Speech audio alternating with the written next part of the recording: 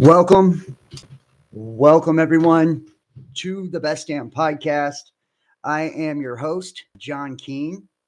As always, I would like to thank you guys for joining me. Ask that you please add, follow, and check us out. Facebook, Instagram, Best Damn Podcast, Twitter, The Real Best Damn. Uh, and wherever you watch us from, make sure to hit the like, give us a thumbs up, leave a comment, let me know what you think, and share this link. Share it, it helps me to get it out there. That way, new people can find me. And if you'd like to donate and support to this channel, you can do that by going to PayPal, Cash App, Facebook Messenger, or by joining us over on Patreon. All of the links will be in the description box down below. I just tried to start this live a second ago, and hopefully we're coming through clearly. You guys let me know if you can hear me and see me, if you're in the chat, or if you have my number, give me a text and let me know. But we weren't getting any sound. I don't know why. I don't know why the mic wasn't plugged in correctly or something like that. Hopefully you're not getting a bunch of feedback. I've been getting some weird electrical interference when I've been trying to do the lives here. But tonight, thank you, bro. I appreciate that.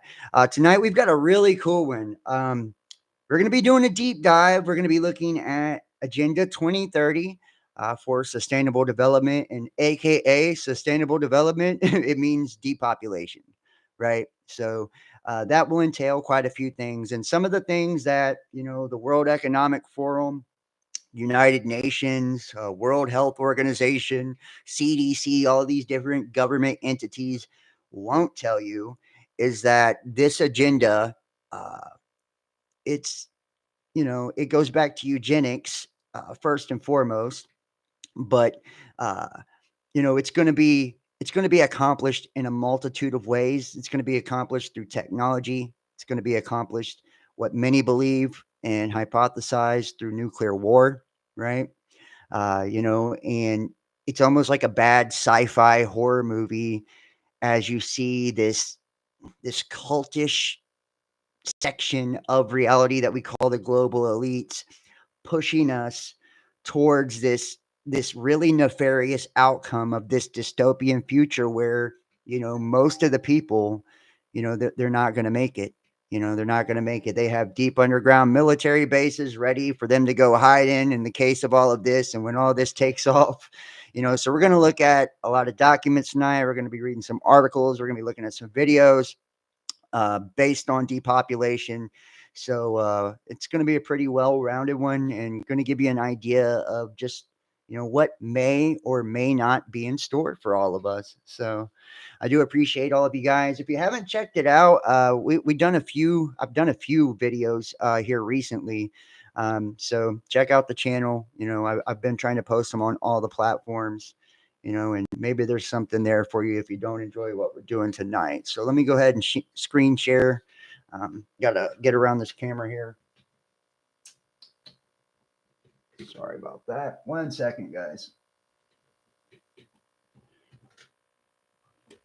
And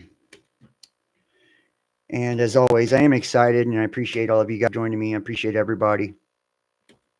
Here we go. Here we go. And whenever I get into this kind of stuff, man, one of the things that continues to really, I'm never really truly surprised on the things that we see because, I've been doing this for so fucking long, but what does surprise me when I'm looking at these type of topics and these subjects is how many people still to this day aren't aware, of what's actually taking place. And that's kind of what's mind blowing. So first, we're going to start by looking at the origins of the anti-human depopulation agenda. And like I said, we're going to be looking at different documents from NASA, FEMA, the usual suspects when it comes to government entities and the strategic exercises and plans that they've had laid out for us for quite a while now. And like I said, we're going to have some really interesting video when it comes to technology, deep underground military bases, and just all different types of stuff. So, and we will kind of incorporate this into what's taking place now as well. I mean, because always you see this, it's just a recurring theme. When you look at the media, it doesn't matter if it's alternative media or the mainstream media. You see this kind of being pushed and propagated to this very day. And like one of the things that really does surprise me the most is that they're not hiding this anymore. And by they I mean, the powers that be, the hidden hand, the global elite, the governments of the world. They're no longer hiding this agenda from you. you know they may come out with a few disinformation and misinformation campaigns, and they'll tell you, oh, well, this is just a conspiracy. So I mean, if you're one of those people that looks things up on Snopes and shit like that, and you buy into these third party fact checkers, which we know that these fact checkers, these are companies. They're not independent at all. They're funded by the people that are asking them to check the facts, and you don't get paid if you don't produce a biased result, right? So it's government, and a lot of them are actually owned and operated by CIA, FBI, right, and many other world governments. So but a lot of people do. Most people, which is sad. Most people do believe Snopes. They do believe the fact checkers, just at face value. They're like, oh, see, the fact checker said it's not true. The fact checker said this is a conspiracy. But if you really did your homework and looked into who's actually checking the facts and who's paying the paycheck of the people that are checking the facts, you would know that you can't trust that at all. And there's a reason that they feel it necessary to have people even doing that in the first place, right? This is supposed to be the land of the free, where free speech is, part of the First Amendment, and it's a protected right, a constitutional right. Well, it doesn't matter if Trump's come into office and said federally, that there's a censorship ban and all of that. It's still the ball game is still the same, right? They're always going to protect the agendas that they want to protect, to continue to perpetuate them and continue to take us in the direction that they want us taken into. So let me pull up the chat here in one moment. Oh, this is the old chat. So let me see if I can pull up the other chat here. Where I got my other chat. There it is. There we go. Let me see if I can pop out this chat here. Bam. All right. I will be checking the chat, just kind of like, randomly throughout the video. So if you guys have any information you want to add, or you guys got anything interesting you want to say, I do check. So just putting it out there. Now, where am I at here? I got a lot of tabs open tonight. So we've got a lot of things to talk about, a lot of things to share, because there's just so much information when it comes to depopulation. So here we go. And this is, let me go ahead and drop. I'm going to start. This one comes from the Daily Wire. So let me go ahead and drop this in the chat for you guys. I'm trying to be more proactive and like giving you guys the, sorry about that. Giving you guys the links to the stuff that I'm sharing. A lot of people want that. I don't put it all in the description like some YouTubers, because honestly, I have so much shit that, so much source material. I don't know what I'm going to use and what I'm not going to use, on most nights. So I drop the most important shit in the chat. So the origins. Okay. Hopefully we're good. All right. Looks like we're good. All right. The origins of the anti-human depopulation agenda. About a decade ago, a successful Hollywood producer named Aaron Russo sat for an interview that no one talks about anymore. Russo was Bette Midler's manager, and he worked on the film Trading Places. And this is a fucking fantastic interview. Hopefully, the video hasn't been taken down. We can still play it. Russo goes into some detail about a conversation he had with one of the members of the Rockefeller family. Specifically, Russo claims that the Rockefeller Foundation and the U.S. government spent a lot of money funding the feminist movement for reasons that aren't remotely related to equal rights or empowering women. Watching the footage, there are a lot of reasons to be skeptical, even though pretty much every conspiracy theory from the past decade has been proven correct. It's still hard to say whether Russo is a credible source of information now. I'm pretty sure something actually happened to this dude. I'm not sure, but Pop this out. he would talk, and he started laughing. He said, Aaron, what do you think women's liberation was about? And I said, I'm pretty conventional thinking about it at that point. I said, I think it's about women having the right to work, getting equal pay with men, just like they won the right to vote, And he started to laugh. He said, you're an idiot. And I said, why am I an idiot? He said, let me tell you what that was about. We, the Rockefellers, funded that. We funded Women's Lib, And we're the ones who got all over the newspapers and television, the Rockefeller Foundation. He says, and you want to know why? He says, there were two primary reasons. And one reason was we couldn't tax half the population before Women's Lib. And the second reason was now we get the kids in school at an early age. We can indoctrinate the kids how to think. It breaks up the family. The kids start looking at the state as the family, as the school, as the officials, as their family, not as the parents teaching them. And so those are the two primary reasons for Women's Lib, which I thought up to that point was a noble thing. When I saw their intentions behind it, where they were coming from when they created it, the thought of it, I saw the evil behind what I thought was a noble adventure. And you have to understand, too, that this actually derives from the 10-point plan of the New World Order as written by Alice Bailey. She's a famous theosophist. She's written many occult and esoteric books. I've actually covered, a lot of the shit she's written here on this channel, like the treatise on the 7 rays and all that. So she's very, very well known, and she's definitely a part of these global cults, these what we would call satanic, these black cube Saturn worshiping cults that we've talked about a lot in recent videos.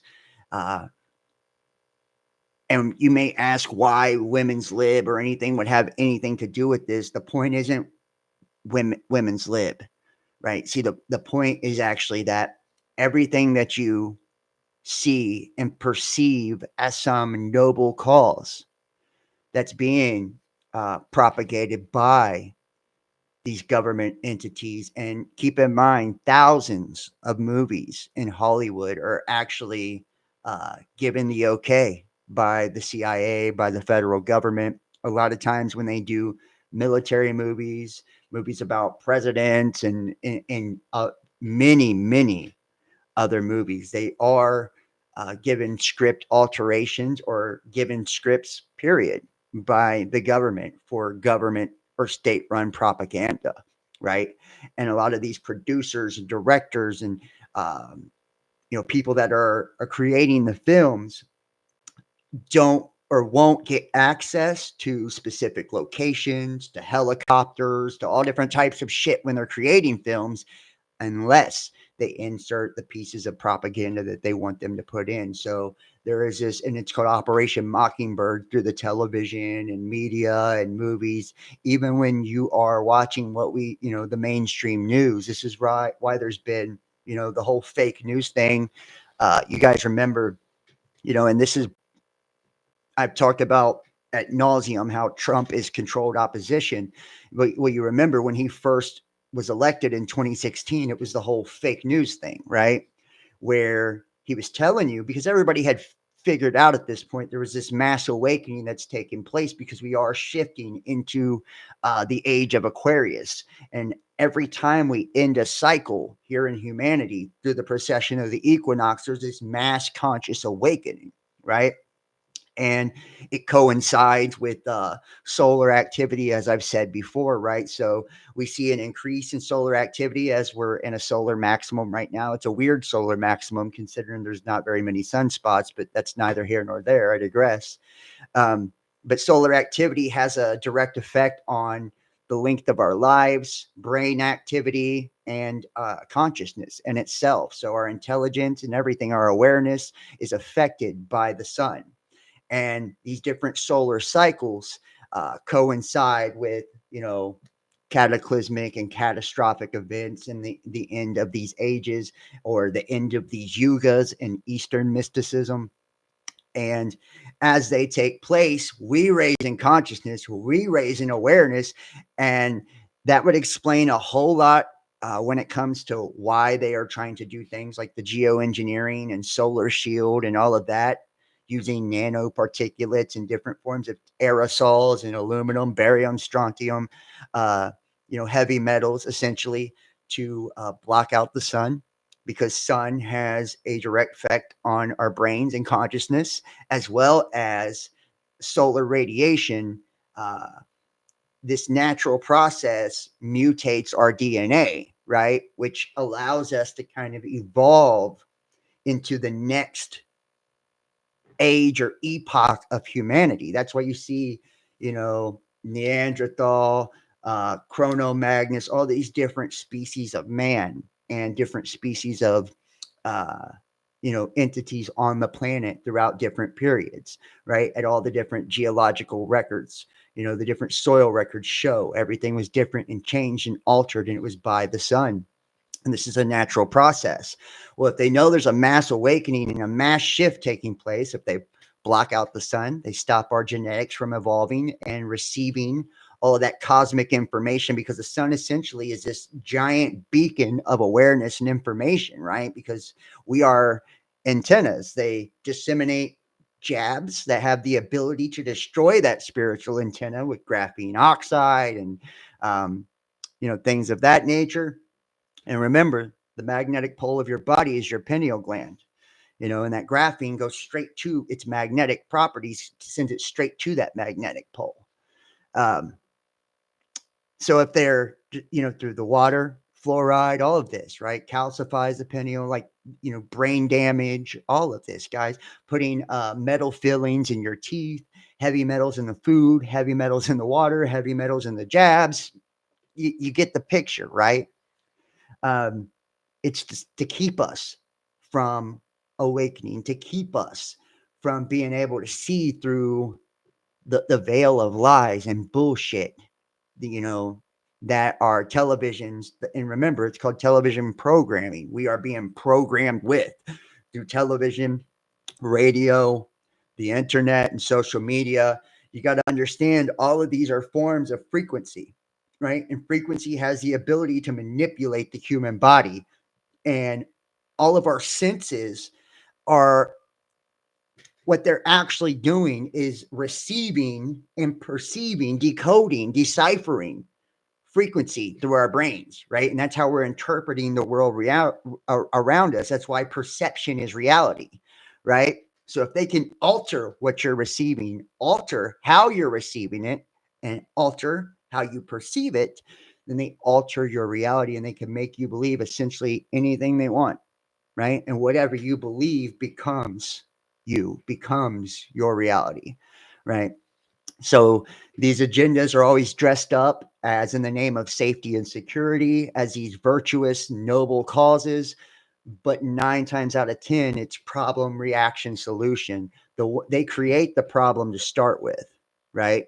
Anticipate the reaction from the public because they already have the solution ready and waiting, uh, you know, to get us to a certain point, right? And we've seen this play out time and time again, and they practice this through, exercises, strategic exercises, crisis exercises, and we see it played out on the world stage through, false flag events. And like I said, it's predictive programming and symbolism and all of that to get us to connect to the energies, connect us to the frequency of the things that they are trying to accomplish, the goals that they are trying to accomplish. You got to remember that the hidden hand, those that are in that cult, right?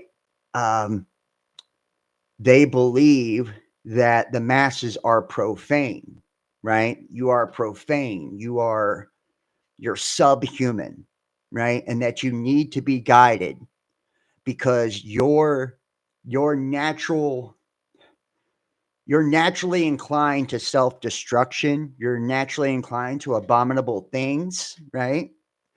And without their guidance, that humanity will self-destruct, right? So their ideology is that they are nudging us along to this utopian reality, right?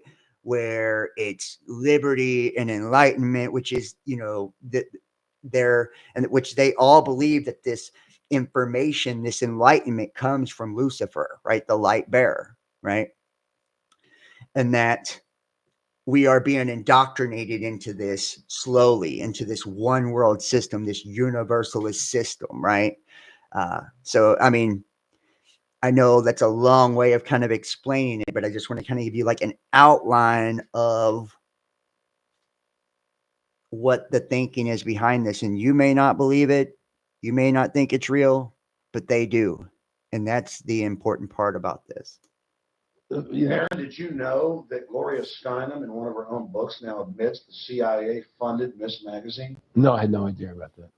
No, I never heard that. Yeah, we're going to CIA funded Miss Magazine? funded Miss Magazine with the stated goal of taxing women and breaking up the family. No kidding. I never heard that. Well, Nick told me. I mean, I know it, but not because I know the CIA was involved in it. Well, Gloria Steinem was proud of it. Oh, the CIA wanted to help me help women. No kidding. So they funded it. Yeah, and of course it's divide and conquer. Right, And what they do is they focus in obviously on real problems. Women were getting shafted in many ways, but the elite wasn't planning to help them. They were planning to really shaft them and take men away from them. Look at what they did with black families. You only had about 10% illegitimacy 50 years ago in black communities, and now it's over 90%. And look at welfare. You were going to give you some money, but you can't have a man in the house. Right. And so that was further to degrade the family, totally destroyed. And now illegitimacy is over 50% in the general population. Right. Well, see, the whole thing is these people control the money, so they make all the rules. They control the money, so they make all the rules. Watching that footage, there's a lot of reasons to be skeptical, even though pretty much every conspiracy theory from the past decade has been proven correct. It's still hard to say whether Russo is a credible source of information. But if Aaron Russo is a fraud, he has one thing that most frauds don't have, which is corroboration. This corroboration comes in the form of a document that was drafted not by some online troll or a dastardly MAGA Republican or anything like that. Instead, this document was written by a vice president at one of the most powerful left-wing activist groups in the country, Planned Parenthood. Every year for decades, Planned Parenthood has received hundreds of millions of dollars of taxpayer funding. In terms of political impact, they are maybe the single most influential nonprofit in the United States, and I use the term nonprofit very loosely, just like Planned Parenthood does. About 5 decades ago in 1969, Planned Parenthood produced a step-by-step roadmap for depopulating the United States. The document is called the Jaffe Memo, after the man who drafted it, Frederick Jaffe, who is also the founder of the pro-abortion Guttmacher Institute, who wrote the document in response to a letter from Bernard Berelson, who was the head of the Population Council.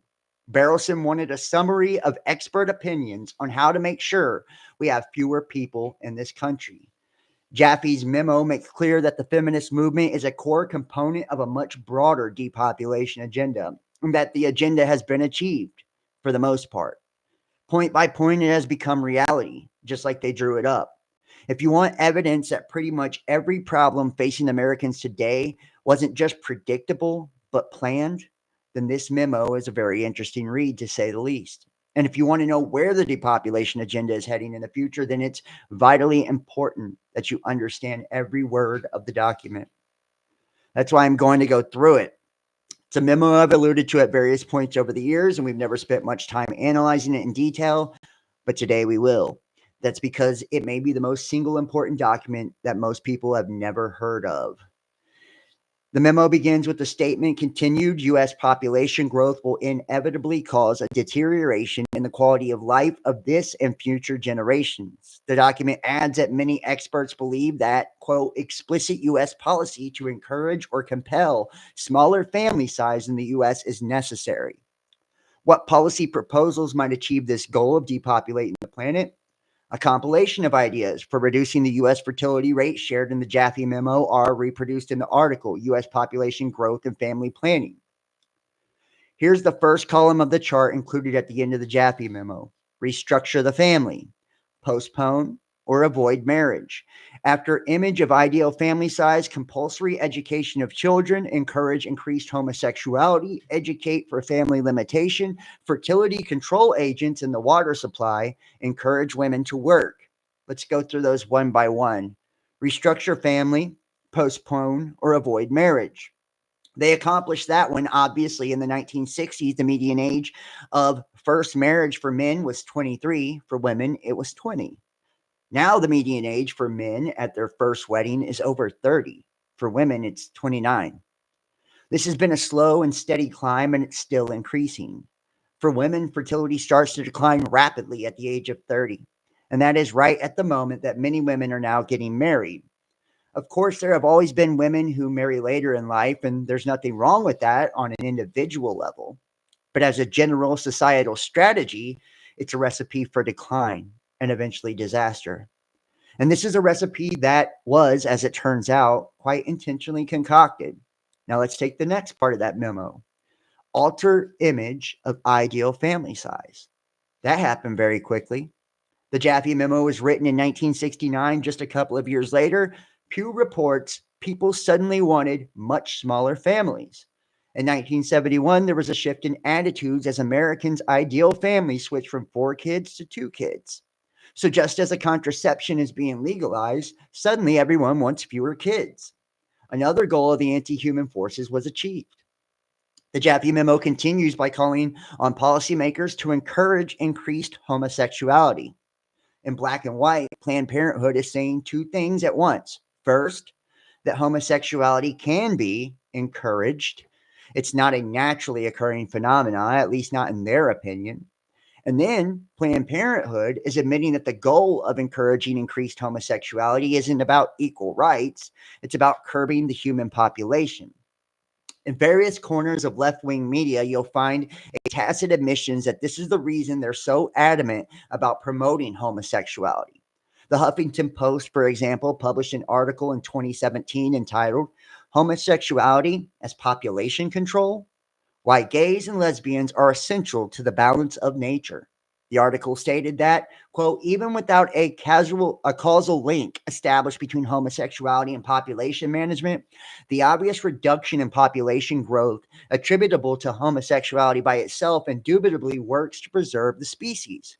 If you ever wondered why it's always the case that the climate nut jobs are in complete agreement with the LGBTQ club, if you've been curious what exactly environmental Marxism has in common with gay marriage, there's your answer. The left views that the climate agenda and the gay agenda as 2 components of a larger plan, which is about one thing: depopulating the planet. The first column of this memo ends with these 2 actions. Fertility control agents in the water supply encourage women to work. And there's table 1, the examples of proposed measures to reduce U.S. fertility by universality or selectivity of impact. And you can see social constraints, restructure family, postpone or avoid marriage, alter image of ideal family size, compulsory education of children, encourage increased homosexuality, educate for family limitation, fertility control agents in the water supply, and encourage women to work. And I don't even know if I want to say anything on that. Economic deterrence and incentives, modify tax policies, substantial marriage tax, child tax, tax married more than single, remove parents' tax exemption, additional taxes on parents with more than 1 or 2 children in school, reduce climate and paid maternity leave or benefits, reduce or eliminate children or family allowances, bonuses for delayed marriage and greater child spacing, pensions for women of 45 with less than no children. I don't know what that is. In children. Eliminate welfare payments after first 2 children. Chronic depression. Require women to work and provide few child care facilities. Limit and eliminate public finance medical care, scholarships, housing, loans, and subsidies to families with more than blank children. And I wonder what the N stands for. Compulsory abortion, out of wedlock pregnancies, and this is social controls, compulsory sterilization of all who have 2 children, except for a few who would be allowed 3.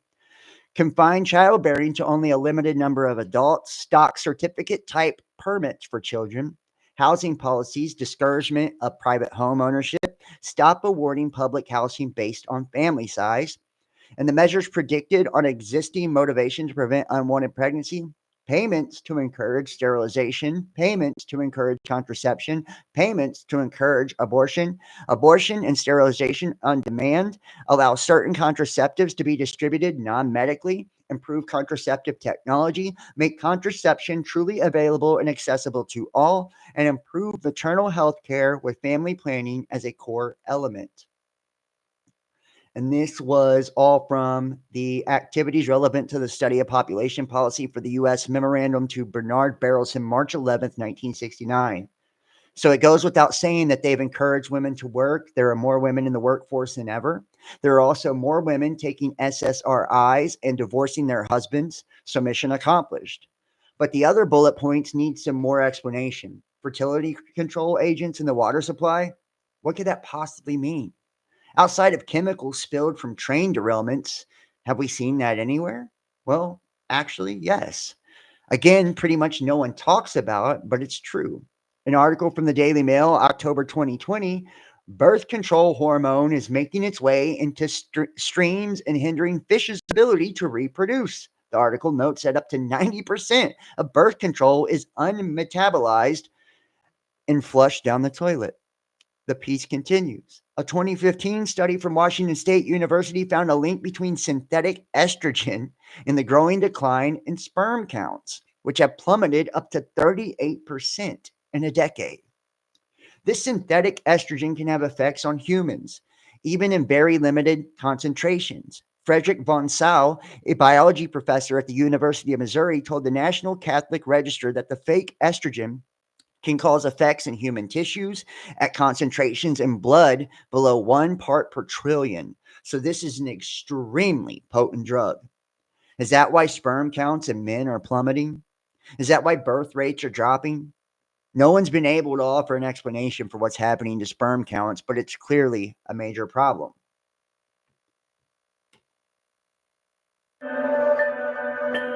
If you look at the sperm concentrations, when we last looked at them, which was samples collected in 2011, the sperm concentration in Western countries was 47 million per milliliter, down from 99 million per milliliter 39 years earlier. So that's a decline of more than 1% per year. And it would predict between 2011 and now, which is 10 years, that we would be now below 40 million per milliliter. And that's an important number because below 40, it becomes increasingly difficult for couples to become pregnant.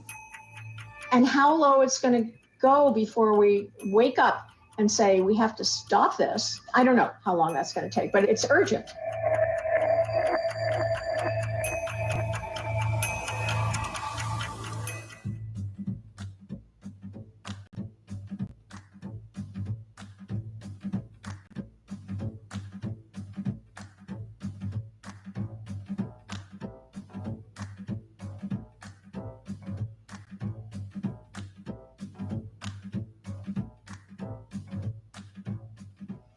However, then there's a whole other class of things which are not so easy to control. And those are the chemicals in our environment that come in the products that we bring into our home.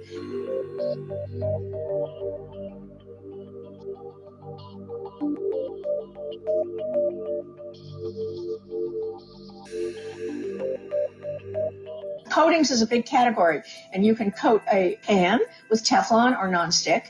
You can coat a jacket with water repellent. You can coat a paper to keep oil from passing through it, say in a pizza box. So coatings are a real concern because they contain one class of chemicals, the PFOAs. Then another big class, and the one that I've studied a lot, is the chemicals that make plastic soft, and those are the phthalates.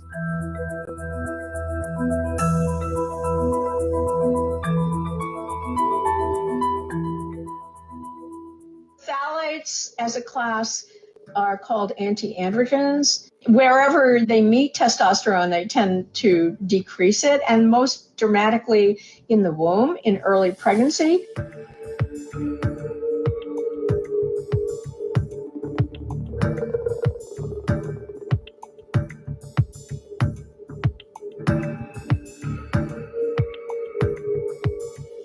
One particular way that we see that is the size of the genital area, which is called the anogenital distance. Then, when the boy grows up, he will have, we've shown, a lower sperm count. Besides having an impact on sperm count, it can increase the risk of genital defects, undescended testicles, for example, and later it actually can increase the risk of testicular cancer.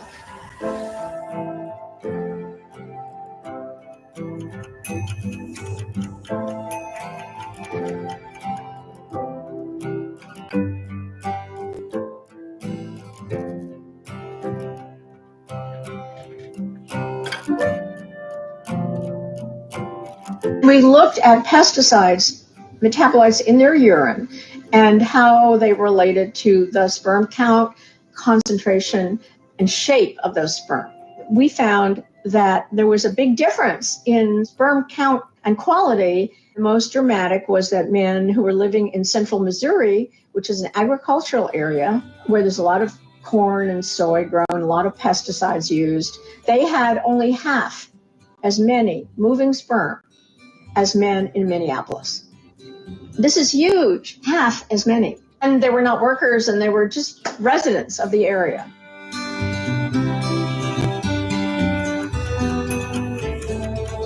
Honestly, think about that too. Low sperm count is related to all kinds of morbidities, including heart disease, diabetes, reproductive cancers, and ultimately length of life. And I want you to, honestly consider the increase in erectile dysfunction and all of these different things that are plaguing males today, guys. Low testosterone, right? Like, this is just the tip of the iceberg.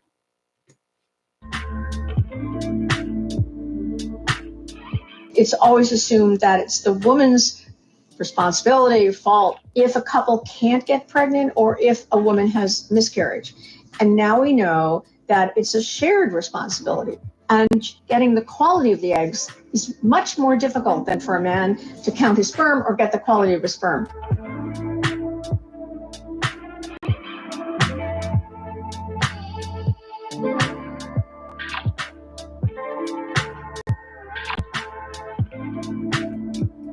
More and more people are now considering storing their sperm, freezing their eggs, long-term storage, because we're in a crisis. A very large and increasing number of children are conceived by assisted reproduction, and an increasing number of people are using surrogates for their pregnancies. We are already in the throes of a really, really serious situation.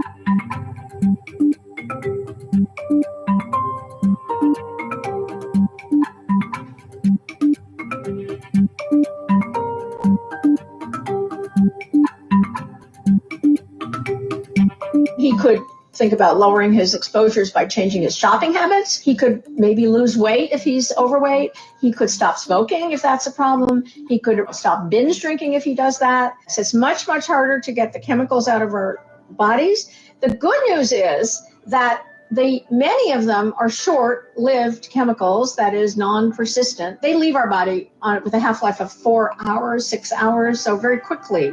So if we could be aware of what's coming in and stop it, then pretty soon we can clean that up.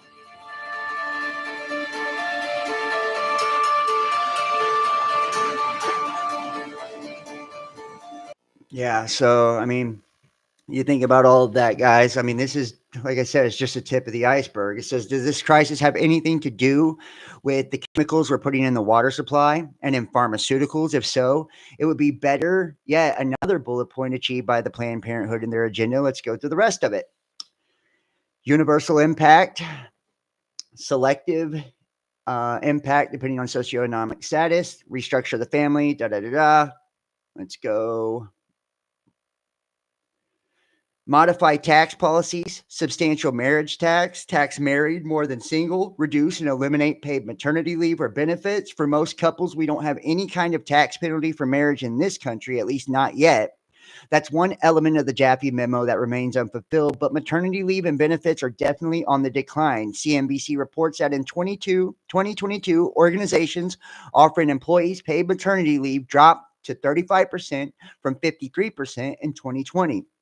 Currently, there isn't a federal paid leave program, and only 11 states plus the District of Columbia offered the benefit.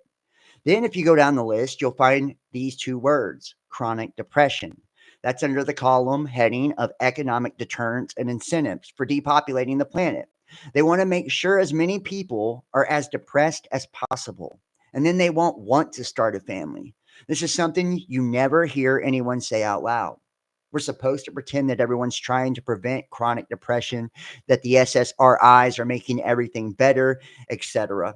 But at least for Planned Parenthood and the rest of these eugenicists, depression has some upsides. To that end, they don't want anyone owning any property. Housing policies, discouragement of private home ownership. That's a version of the World Economic Forum's line about how you'll own nothing and be happy. And Planned Parenthood wrote about it all the way back in 1969. The final column reads, payments to encourage sterilization, payments to encourage contraception, payments to encourage abortion, abortion and sterilization on demand, allow certain contraceptives to be distributed non-medically, and improve contraception technology, make contraception truly available and accessible to all. Again, mission accomplished. With Planned Parenthood leading the charge, so-called gender-affirming care is now available on demand in much of the country. And this just changed, guys. Actually, there's an executive order that just changed this. Children can take hormones that will sterilize them for life. Major corporations are paying employees to fly out of state to murder their children. Of course, not everything in the Jaffe memo has come true. Compulsory abortion, for example, it isn't yet the law of the land. We're not forcing people to commit murder, at least not yet, but that may be coming sooner than you think. Consider the fact that euthanasia, known as MAID, or medical assistance in dying, is now reportedly the 6th leading cause of death in Canada. MAID does not require a terminal diagnosis. In fact, Canada's government is killing some people simply because they're disabled or mentally ill or can't find housing. They're even planning to open MAID up to so-called mature minors nationwide. Disabled people in Canada are openly talking about how eager the government is to kill them. Watch. This is fucking crazy. When Canada's government What's Canada's government doing about this? Are they trying to reverse course and find a way to help these people live? It's Watson's home makeover event. Beat the summer rush Of and course, we get got a early commercial bird here. savings of up to 50. Hello, you've reached the Provincial Health Services Authority telephone line for medical assistance in dying. The countdown to Joni Cowie's death has begun. Your call is important to us. If you call the number on the government website, they will provide doctors that will sign off for you. Like many disabled Canadians, she is stuck in a cycle of poverty and despair. It's no hope for anybody in Ontario. That's a good boy. So she's planning to end her life with the government's help. They could have me dead in 90 days. That's what I was told. Like in my case, the problem is not really the disability. It is the poverty.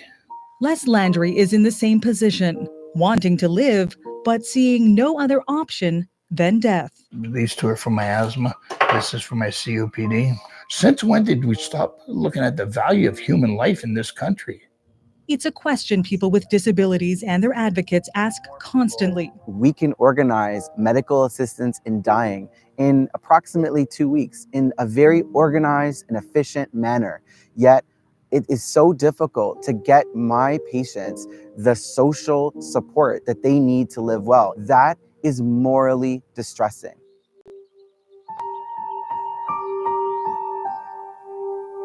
From her home in Windsor, Ontario, Joni deals with the grinding financial pain of living in poverty during an affordability crisis, compounded by the physical pain of disability. I have severe asthma that's turned into COPD and Guillain-Barré syndrome, as well as cancer. I also just recently fractured my back. I'm tired a lot. The pain is excruciating. He told me. Joni lives with her 3 dogs and her daughter, who is also disabled. They have no family support, so they have to find a way to survive on $1,228 a month Joni gets from Ontario's Disability Support Program, plus a few $100s more for her daughter. Even with subsidized housing, it's not nearly enough. We have about $59 left to buy groceries in a month because our home, we have to have housing insurance, rent, hydro is high, gas is high. I get angry at people who say you need to budget better because I just want to say to them, go to hell. I really do. And I don't swear very often. Here's the thing. Joni's financial struggle is not at all unique. During the pandemic, the government decided working Canadians needed at least $2,000 a month to live, while the disabled were forced to get by on much less. They had served, but not for people with disabilities. People with disabilities have been put on the back burner, and nobody gives a damn about them. Disability supports vary from province to province. On the low end, imagine surviving on $705 a month, as people with disabilities do in New Brunswick. Or how about living on $1,358 a month in Vancouver, where the average rent for a one-bedroom apartment is $2,500.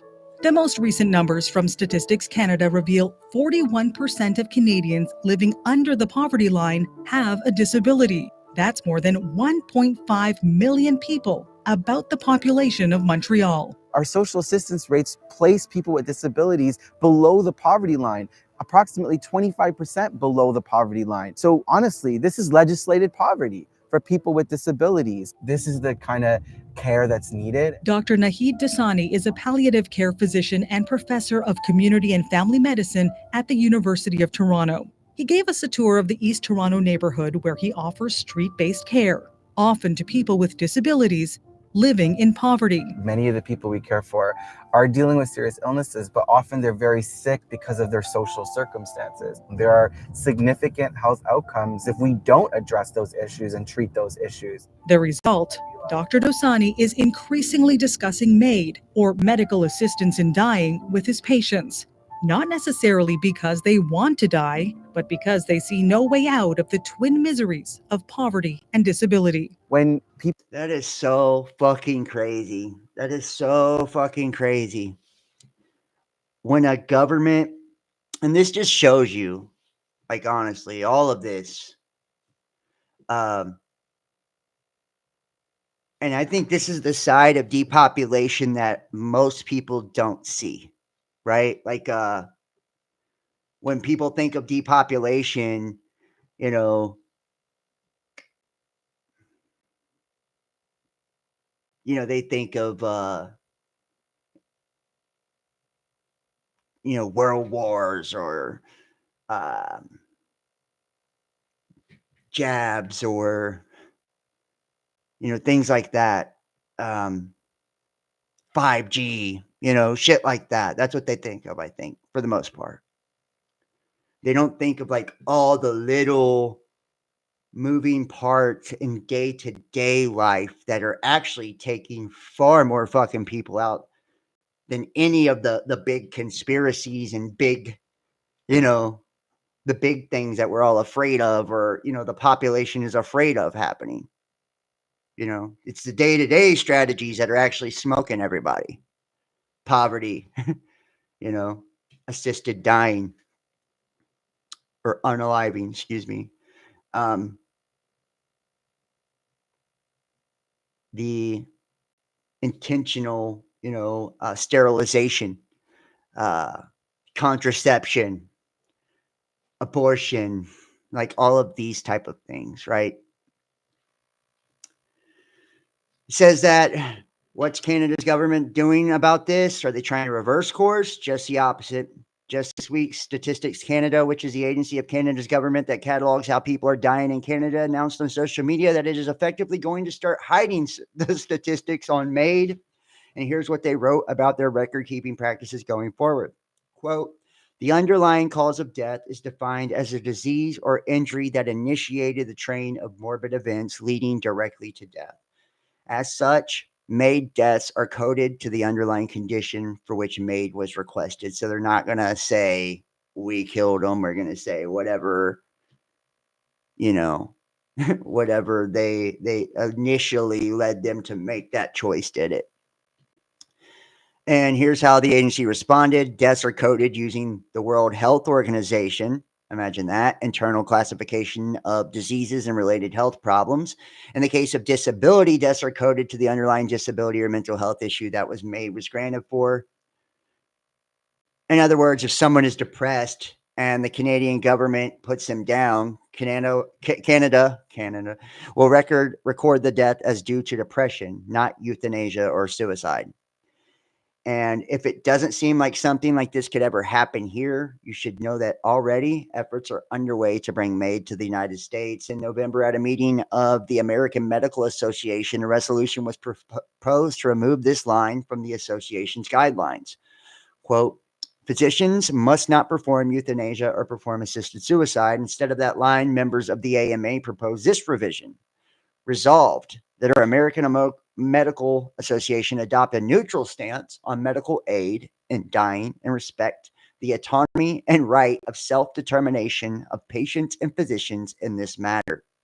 At this rate, it's only a matter of time before we adopt Canada's MAID program wholesale in this country. It's only a matter of time until we have a marriage tax, just like the ones Frederick Jaffe was writing about. With every passing year, we get closer and closer to realizing every single wish list item on the Jaffe memo.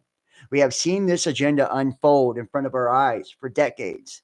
It is not natural. It is not inevitable. It was pre-planned, and even now, it's still in progress.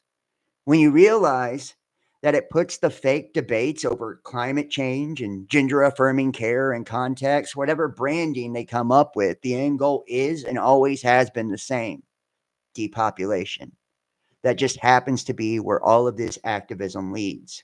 You can choose to believe that's a coincidence. You can come up with an alternative theory for why every single left-wing cause happens to match perfectly with the Jaffe memo, but whatever the case, there's one thing you can't deny, which is that all the way back in 1969, Planned Parenthood planned all of it.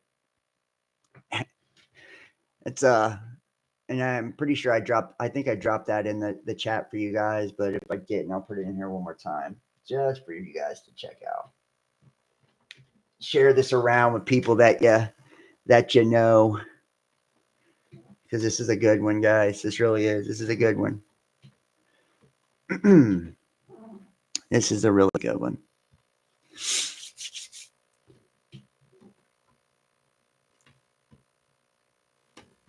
And like I said,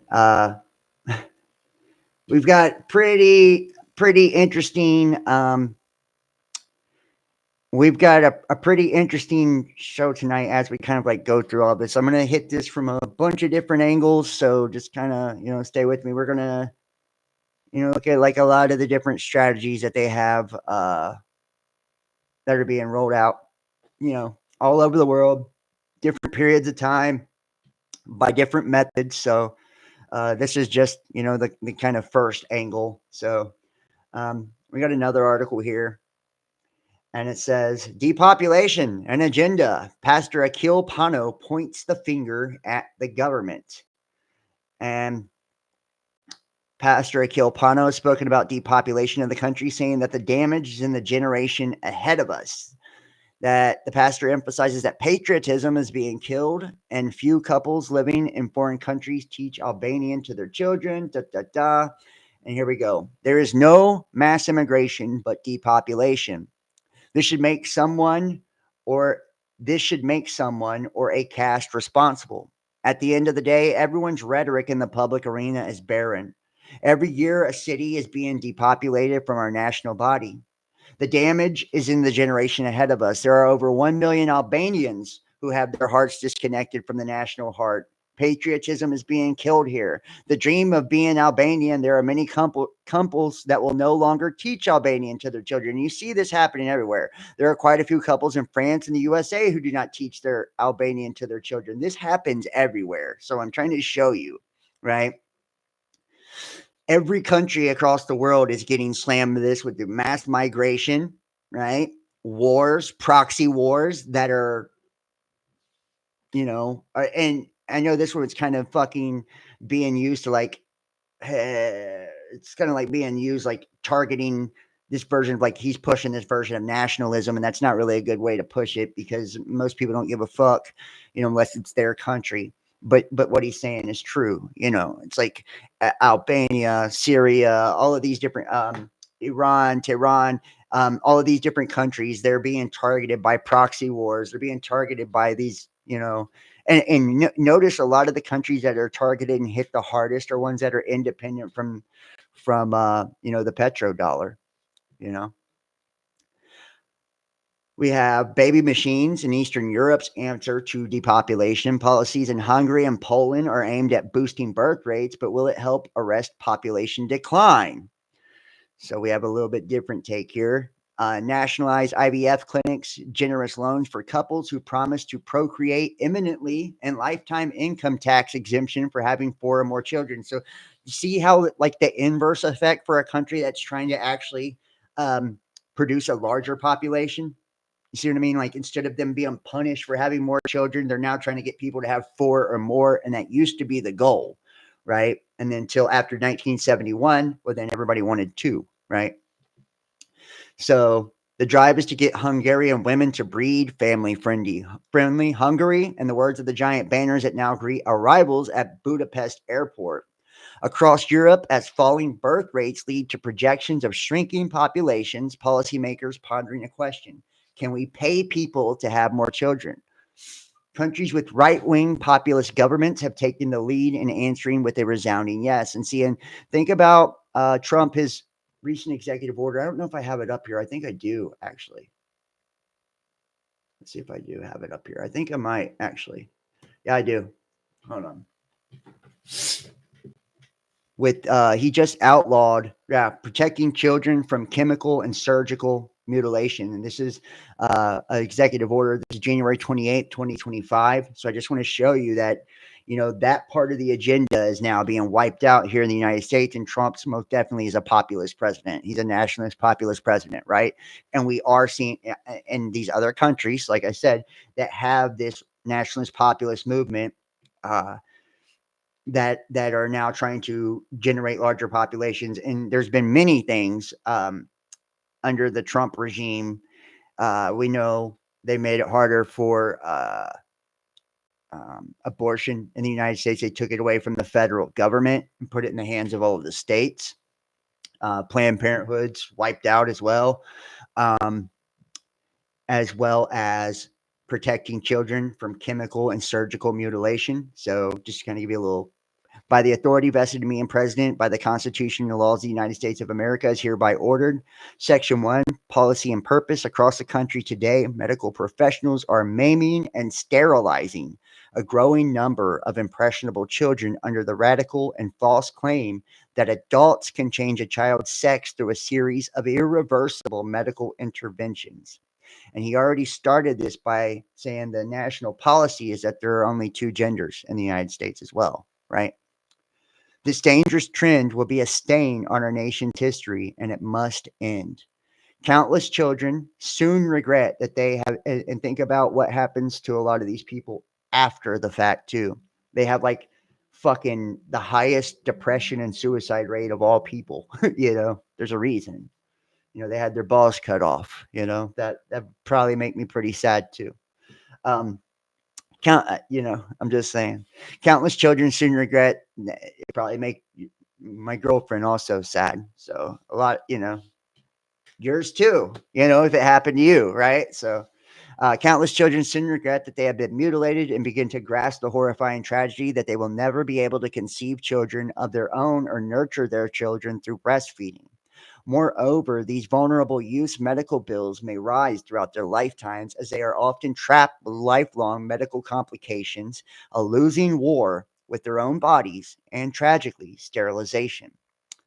Accordingly, it is the policy of the United States that it will not fund, sponsor, promote, assist, or support the so called transition of a child from one sex to another.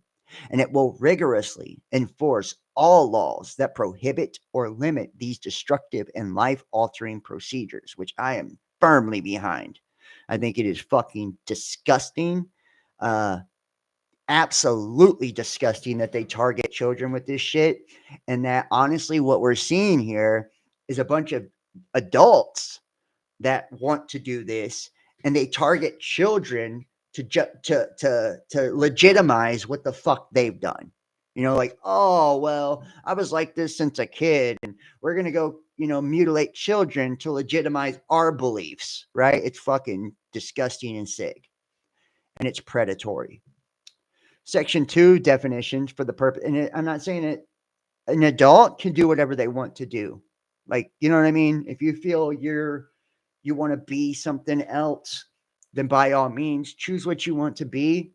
And I even respect that. If if you want to be a female, I will treat you as a female respectfully. If you're an adult of a consenting age, it matters not to me what you choose to do. You know what I mean? It don't affect me any. Or vice versa. If you want to be a male, I'll call you whatever you want to be called, and all that. I won't be disrespectful to anyone that makes their own consensual adult choice, you know? Um, but when it's targeting children in schools by them coming into the schools and having story time with children, trying to normalize this with kids, we don't go into schools and like target preschoolers and play porn in front of them to normalize heterosexuality. You know what I mean? Like, so why are we doing this with other things? It's weird and it's wrong. Um, you know. And then when you have adults that have these developing minors and they're, like I said, legitimizing their own belief systems because they have an agenda, you know, and using children, mutilating children, it's wrong. It's so wrong. And their parents are fucked up for it. And the sad truth is a lot of parents get attention if their child is that way. People get attention for doing this, right? They're in those specialized groups. They go viral on social media and all of this, it's like, which is sad because, you know, it's exploitative and it's exploiting the people that truly do feel this way and don't do it for attention. They just do it. You know what I mean? It's wrong all the way around. So the term child or children means an individual or individuals under 19 years of age, which should be 21. If you can't buy cigarettes or beer, you shouldn't be able to do this. The term pediatric means relating to the medical care of a child. The phrase chemical and surgical mutilation means the use of puberty blockers, including GnRH agonists and other interventions to delay the onset or progression of normally timed puberty in an individual who does not identify as his or her sex. The use of sex hormones such as androgen blockers, estrogen, progesterone, testosterone, to align an individual's physical appearance with an identity that differs from his or her sex, and surgical procedures that attempt to transform an individual's physical appearance to align with an identity that differs from his or her sex, or that attempt to alter or remove an individual's sexual organs to minimize or destroy their natural biological functions. This phrase sometimes is referred to as gender affirming care, and there's no care in it. Section 3, ending reliance on junk science. I love they called it that. The blatant harm done to children by chemical and surgical mutilation cloaks itself in medical necessity, spurred by guidance from the World Professional Association for Transgender Health, WPATH. It should be a psychopath is what it should be. Which lacks scientific integrity. In light of the scientific concerns with the WPATH guidance, agencies shall rescind or amend all policies that rely on WPATH guidance, including WPATH Standards of Care version 8, Within 90 days of the date of this order, the Secretary of Health and Human Services shall publish a review of the existing literature on best practices for promoting the health of children who assert gender dysphoria, rapid onset gender dysphoria, or other identity-based confusion.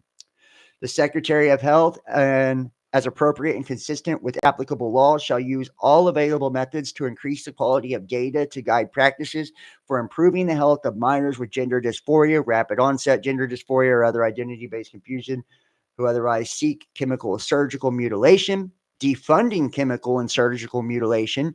The head of each executive department or agency that provides research or education grants to medical institutions, including medical schools, hospitals, shall, consistent with applicable law and coordination with the director of the Office of Management and Budget, immediately take appropriate steps to ensure that institutions receiving federal research or education grants end the chemical and surgical mutilation of children. And Section 5, additional directives to the Secretary of Health. Secretary of Health shall, consistent with applicable law, take all appropriate actions to end the chemical and surgical mutilation of children, including regulatory, sub-regulatory actions which may involve the following laws, programs, issues, or documents: Medicare, Medicaid, conditions of in participation of the coverage, clinical abuse, inappropriate use, relative to state programs, mandatory drug use, Section 1557 of the Patient Protection and Affordable Care Act, quality safety oversight memoranda,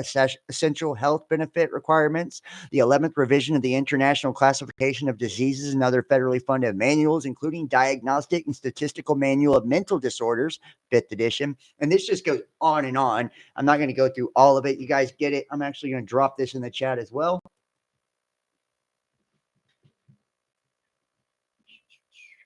And for those of you, and here's the fucking thing. And here's the thing too. Like this is where I'll say RFK, him, heading up, the health. These are some of the things that, I like I said, I don't think the guy's actually qualified. He's not a doctor, but I'm behind all of his policies, ending fluoride in the water and, the additives and all that into food. Our food is illegal in 40 fucking countries, all of this gender affirmation bullshit and all of this, like with children, surgical mutilation, and hormone blockers and all of these things need to be stopped. Like, anyways, these are the depopulation agenda right here. And it seems like, RFK Jr. is, and that's who I wanted to actually be the president, but, he actually bowed down to Trump and is one of his flunkies now, but which he didn't have a snowball's chance in hell anyways, it's like that Simpsons episode where they're talking about the third party candidate and they're like, go ahead and throw your vote away, voting for a third party candidate. But all of these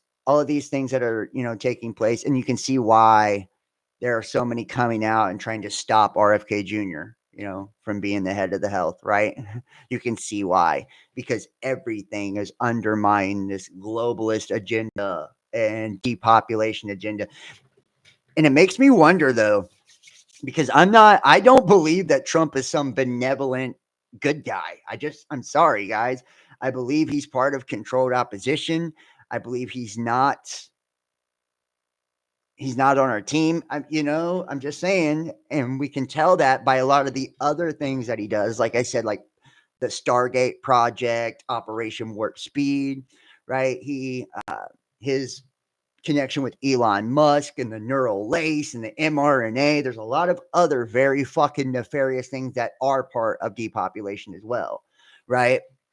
So, I mean, yes, these things are being stopped, but, they're punching the gas on the biotech, right? So it's like technologically, the gas is being punched on other things, even though they're putting a stop to this shit. So it looks good, but we're like, and this whole golden age shit, we talked about that the other day, I suggest you watch the video from the other day.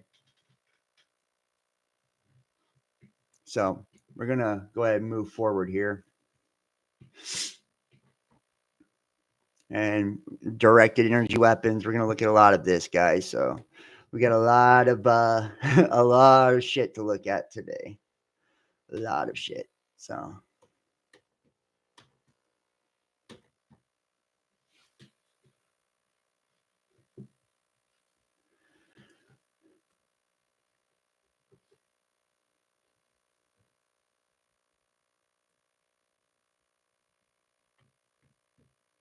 And see, you can see too, and I'm just going to kind of skim over this. A lot of people are trying to fight back against depopulation. You can see here depopulation case studies and resources for local government. This is curated case studies and news from around the globe highlighting some of the innovative ways municipalities facing depopulation are fighting back, plus the best and most practical reports on the topic. Finland, Italy, Japan, Europe, Australia, and the US. Finland incentive schemes target young residents. Finland have been piloting various schemes to convince their young residents to stay local. As is the case in many industrialized nations, students often leave the countryside for larger cities, higher education. Yet in Finland, this often starts at the high school level. To tackle this, local authorities have been getting creative. They're offering to pay for driver's license courses of high school students. And Italy, how forgotten towns are seeking to reverse depopulation. See, these are just kind of like small things, but this is where it starts. Japan, newcomers sought in vanishing rural towns, which I have a document on attacking rural populations as well. Increasing or declining urban populations in the future of cities. And this is another thing with all the 15-minute and smart cities and shit like that. They're really trying to herd everybody out of the country and into the cities. This has been a long-term thing. And seeing depopulation and associated challenges for U.S. cities by 2100. It's a similar story in the United States. Research published in the journal Nature Cities predicts that by the year 2100, approximately half of the 30,000 cities in the U.S. will lose up to a quarter of their residents. This report examines the impact of depopulation on infrastructure and how underutilized and abandoned infrastructure can become a hazard and lead to disruptions to basic services like transit, clean water, electricity, and internet access. And yeah, so this is what I'm saying. They're saying it's, I think it's something like fucking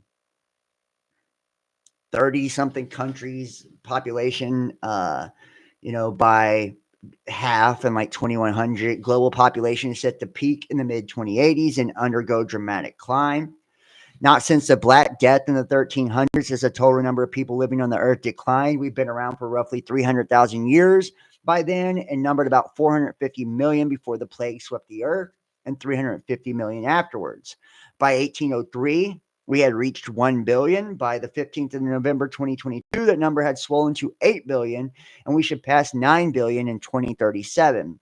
Only according to the UN's 2024 world population prospects, after hitting 10 billion in the mid 2080s, does the staggering growth of Homo sapiens peak and start to go into reverse. However, it's a complex picture. While we face a further 25% growth in our ranks globally, there are many countries where the decline has started. Most places in the world have below replacement fertility rates, less than 2 children per woman. But there are a handful of countries with continued high fertility rates. There is both the trend towards shrinking countries and some countries that have young age structures and are still growing over the next several decades. Falling fertility rates across much of Europe, large swaths of Asia, and most of the Americas are one factor. A counterweight is improving life expectancy. Globally, average life expectancy at birth has reached 73, and an increase of 8.4 years since 95 and will rise to 77 years by 2050. It's good news, says Patrick Gerlin, Chief of Population Estimates and Projection Section at the UN's Population Division. People in many countries are living longer, healthier lives. The list of larger nations is going to look different by 2100. For now, India and China represent nearly 18% of the world's population, but are on divergent courses. India overtook China as the world's most populous nation in 2023, and by 2100, will be comfortably the largest country with the population of 1.5 billion. China will be the second largest nation, but have declined from today's 1.42 billion to 638 million. That's a huge decline right there. Phenomenal growth will seek dramatic changes in the pack behind these two behemoths. Pakistan, looks set to the world's third most populous nation, growing from 299 million today to 510 million, followed by Nigeria from 230 to 477 million, Ethiopia 130 to 366 million, and other African nations will see rapid growth. Across the planet, however, such stellar growth rates are becoming the exception for population. Growth is already losing momentum. The world's population is expected to peak, says Gerlin. It's just a question of to what level and how fast the peak and the decline will be. In 63 countries and areas containing 28%. The UN's 2024 population report found that in 2023, 4.7 million babies, or about 3.5% of all worldwide births, were born to mothers under the age of 18. Around 340,000 were born to girls under the age of 15, with all the attendant risks and serious consequences for the health and well-being of both the young mothers and their children. Meanwhile, the State of the World Population Report found that 44% of partnered women are unable to exercise bodily autonomy, which in plain English means they're unable to make their own decisions over their health care, contraception, and whether or not to have sex. 500,000 births every year are to young girls 10 to 14 years old. Nearly half of all pregnancies are unintended, and as few to 25 to 30% of women in low and middle income regions are having the number of children they planned at the speed that they planned, if they even planned on having them at all. Human reproduction should be a choice, but the latest data shows us that tragically it often is not, says a UN Population Fund spokesperson when faced with population changes or concerns. We often see rhetoric and policymakers turn to fertility rates as a preferred solution. However, do people proposing the solutions consider the fertility desires of women and girls?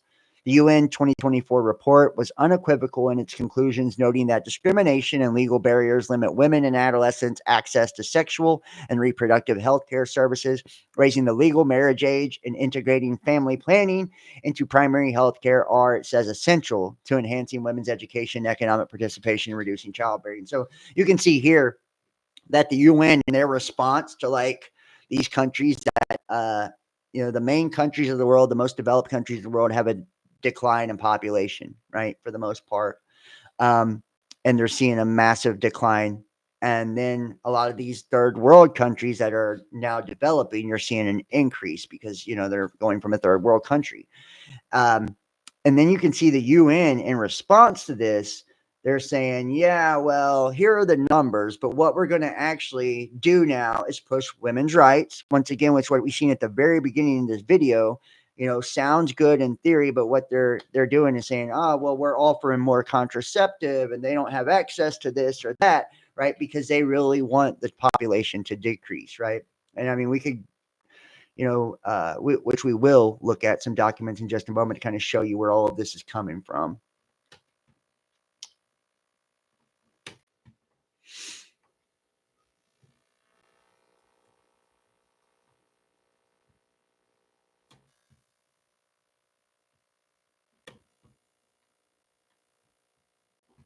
So let me kind of pull up over here.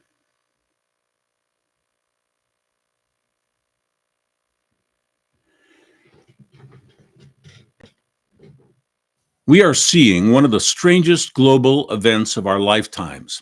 Power companies in the USA. And see, and here is, okay, before we jump into this. So one of the things that we're seeing big time right now that is affecting population is technology, right? Technology, radiation, smart meters, smart dust. And see, these are the different documents we're going to go through. Taking action to tackle rural depopulation, National Action for Agenda 21, and this is the demographic dynamics and sustainability. So most of these are just like I picked out the parts that actually go. World Population Plan of Action. So we've got quite a few that we're going to be looking at. This is also depopulation as well. So we will get into some of these.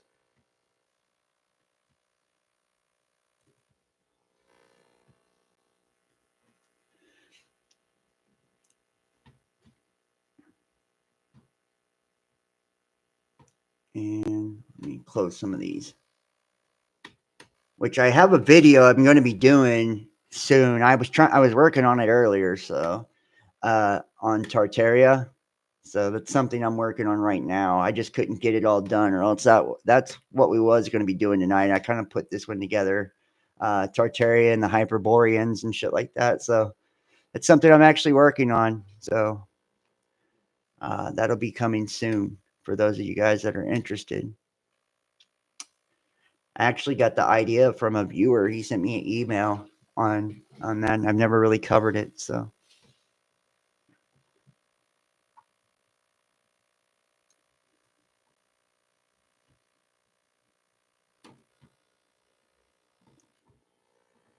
All right, let me pull up some of these videos first.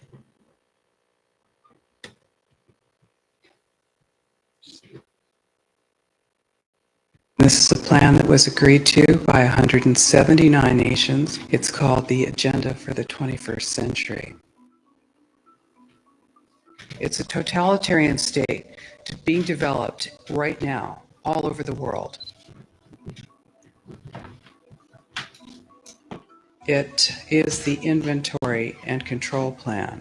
Inventory and control of all land, all water, all minerals, all plants, all animals, all construction, all means of production, all food, all energy, all information, and all human beings in the world. And this is a plan that was agreed to by 179 nations back in 1992.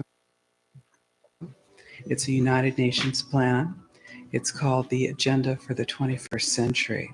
And so many of us around the world think that sustainable development, it just sounds so great. Isn't it about recycling and creative reuse? My headphones disconnected here. And creating energy sources for everyone? And the answer is no, it really is not. It's about moving populations into city centers, concentrated city centers, and clearing them out of the rural areas. All systems have to be brought into harmony in order to control them all. Because when systems don't meet. There we go.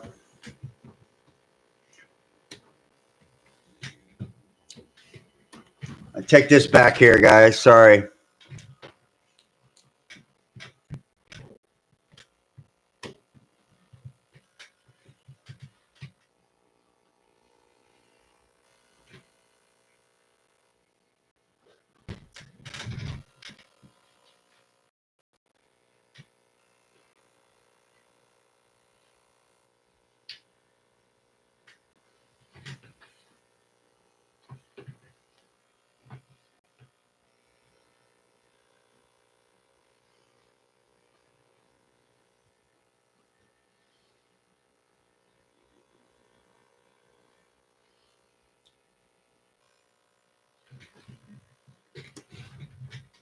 Yeah, a conspiracy.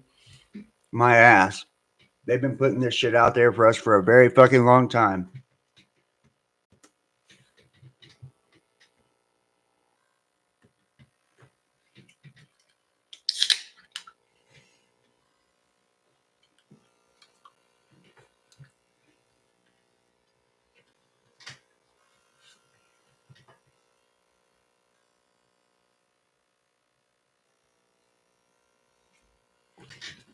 Hit the thumbs up for me.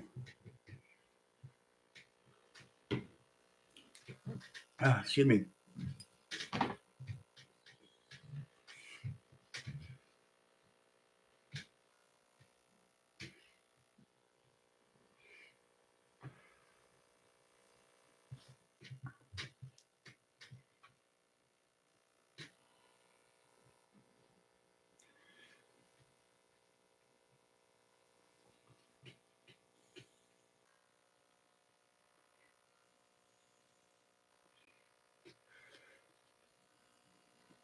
And if you've noticed too, I'm just gonna be all the fucking way real. Whether you're a fan of Donald Trump or not, a lot of the shit he's doing does seem to be in direct opposition to the depopulation agenda, right? The border wall, the emergency at the border and border crisis, right? Stopping the hormone blockers and mutilation of children, declaring there are two genders, just a lot of it, guys. Appointing RFK Jr., the head of health, stopping the additives and shit to our food, the fluoride in our water, just, so you got to give credit where credit's due, And like I said, there is a flip side to that too. I mean, the motherfucker is punching the gas on the Stargate project and mRNA and all that shit. So I mean, there is that as well, making AI and all of this a way bigger part of things, and I think a lot of us are comfortable with.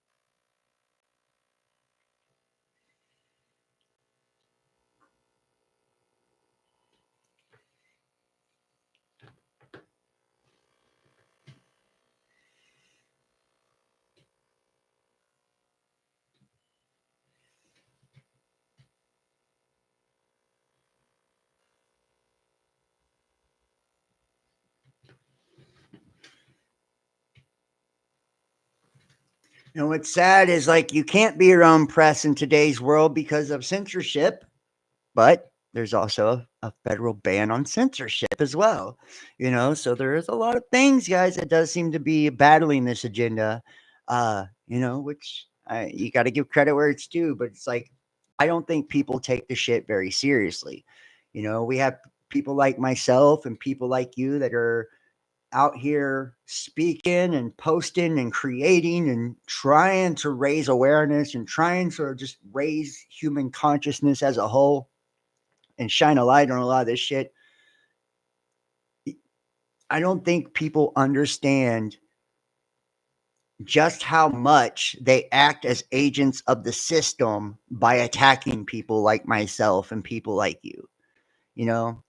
Instead of um, looking at the information that's being presented, it's always about the person's character, and which is fucking crazy. I can see why people wear masks and hide their identity online. That was one of the things I definitely wish I would have done back when I started years ago, is like not not because I'm afraid of being retaliated against. They would know, the government would know who I was, whether you did or not, and they'd retaliate just the same as they have, and probably will continue to do so the rest of my life till I stop or I'm dead. But because people take my character flaws and like my vices and the things that are, my shortcomings, and they use that as a way to undermine the message, right? Or a way to discredit the information. So it no longer matters if the information that's being presented is true.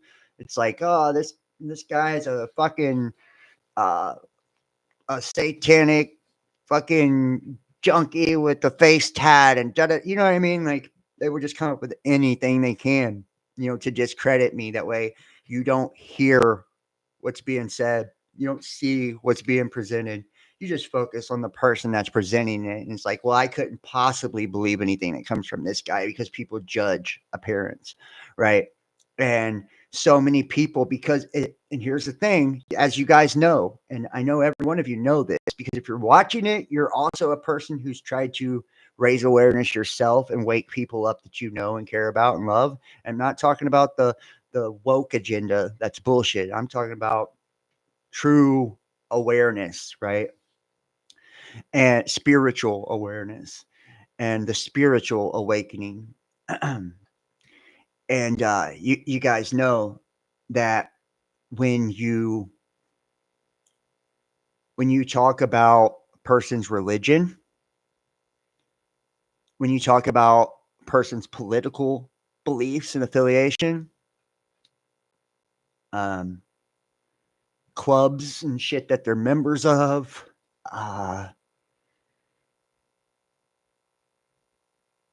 their vocation, occupation, the industry they belong to, the people they voted for, just all of these things, right? What people do is they identify, with those things. That's most people's identities, and it's sad, but most people's identity is made up of those things, right? So their identity is made up of the fact that they're a Christian, right? Or they're a Catholic. Most people's identity is made up of the fact that they're a Democrat or a Republican or they're pro-Trump or anti-Trump, or you see what I'm saying? Most people's identity is made up of the fact that they're a nurse or a doctor. They work in the medical field, right? They're a police officer. You feel me? So when you cast doubt or bring into question any of those things, whether it's personal attack or not, they take it personally because they identify with that so much. And if they're homosexual, then every part of the homosexual agenda becomes offensive to them if you question it. Transgender, every part of the transgender agenda becomes offensive if you can't say, hey, it's hard to separate by saying like, hey, there are some Christians that are wonderful, remarkable people, but for the most part, a lot of these churches belong to these Christian alliances. They're part of corporations that are government funded. They're 501c3. They have doctrines that were actually created by Darby and Schofield, right? The Schofield Study Bible, and these aren't even founded in the Bible. These doctrines of fucking pre-tribulation rapture and all this shit. You can't say that the transgender agenda are targeting children but by reading stories to them in school and the mutilation and the puberty blockers and all of this, or the homosexual agenda is popularizing it in our movies and things like that by actually making it a requirement for people to win like Oscars and shit and Grammys and shit like that by having that in their movies and, like having that in their employ and able to even win awards because it's the promotion of that, right? Creating race wars, the same thing by, attacking white privilege or separating people based on their race or, the my body, my choice, dividing people based on their sex, right? And getting people riled up over these different agendas that they are rolling out, right? And these different issues, and then it becomes this thing to where they punish and reward people on social media based on those beliefs. So if it's accepted to have a liberal minded point of view and a progressive point of view socially, right?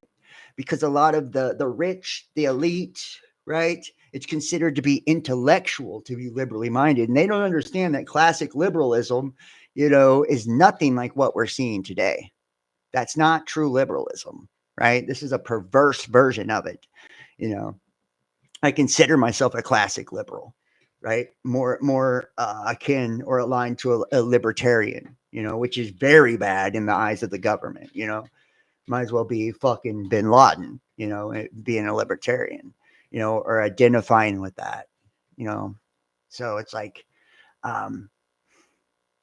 people identify with these things, so it's like they see you support one thing, they think you support all of it. If you voted for Trump over Kamala, then you must be a bigot, you must be a racist, you must hate women because they don't, everything's taken out of context. You've probably said things in your life that could be taken as, a racial comment at one point in your life, whether it was or not, right?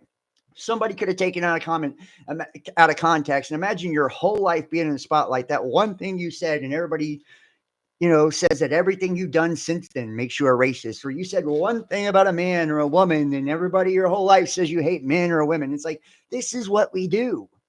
This is what we do. It's like the most hypocritical, judgmental society. It's like these online lynch mobs, right? And that's where cancel culture has come in. So because people they're envious of the people that are in the public spotlight to begin with, right? Because we're now in this age, this era of culture where everybody has an opinion and they believe theirs is right. And the algorithms reinforce their opinions and create these echo chambers online where all they hear is their own opinions be regurgitated back to them constantly through the algorithms and the things that they belong to. And they can't even have healthy discourse or debate with anybody of an opposing belief or viewpoint, right? And they've been programmed to the extent to where they're completely based on emotions, right? And it's like they are so triggered by things that the emotional response just cuts off all logic, right? All logic. And then when you're heavily identifying with these things, you see it always as an us versus them thing, you know? And it's like you believe whatever side of the line in the sand you're standing on is the right side and everybody else is wrong, right? They're an enemy of, freedom. They're an enemy of women, an enemy of, whatever, America or whatever, right? And it's just not that black and white. It never has been, but it's like that's the society that we've created. And we are completely polarized, right? By this dualistic concepts that we see, and it's divide and conquer. And instead of focusing on the people that are actually creating these agendas and pitting us against each other and, propagating these nefarious things, instead we're focused on each other and we will defend our captors, right? We have this massive psychosis and this mass condition of Stockholm syndrome, where we identify with our captors, right? And we see them as our protectors, and it's just fucking wild. And we'll defend them to the death, literally.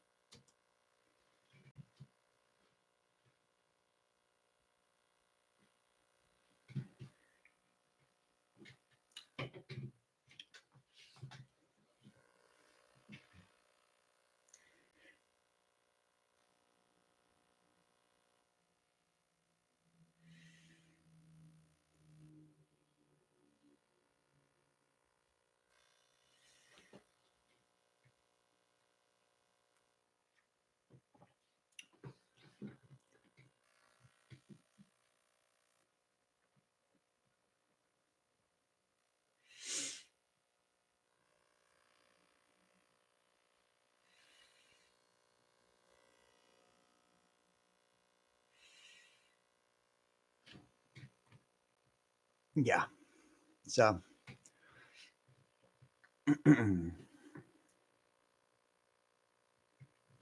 one second here.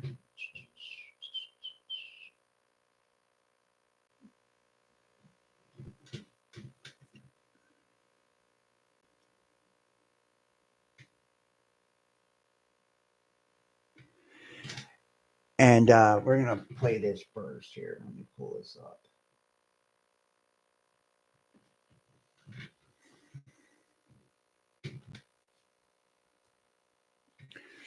And I've got quite a few videos I'm going to be sharing as we go through this before we get into the documents and all of this.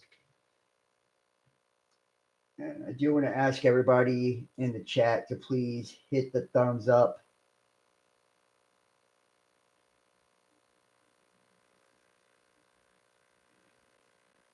Yeah, please hit the thumbs up if you can for me. If you're in the chat, it does help with the algorithms. So, like I said, we have seen what appears to be this kind of this stand in the name of like populism and nationalism by Trump and RFK Jr. against this globalist agenda by all of the different methods I just named. But there's a flip side to that where it appears as if it is being accelerated in other ways.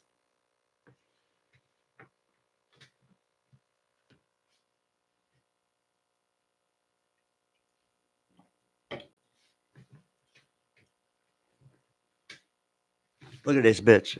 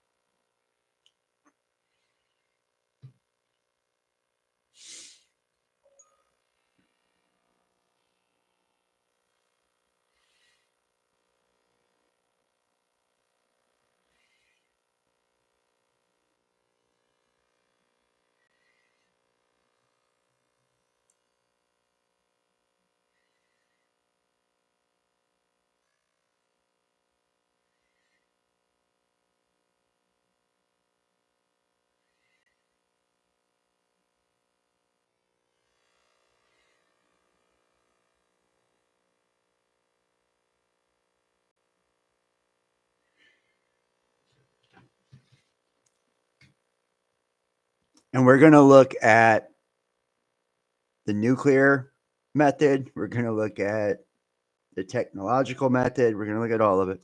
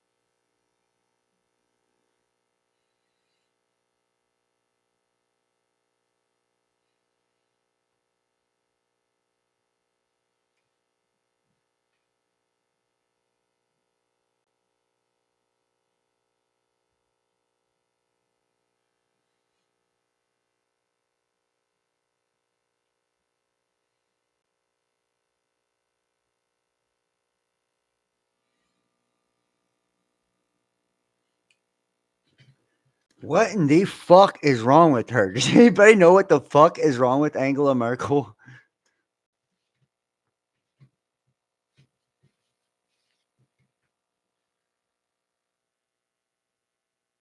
No sound on the clip.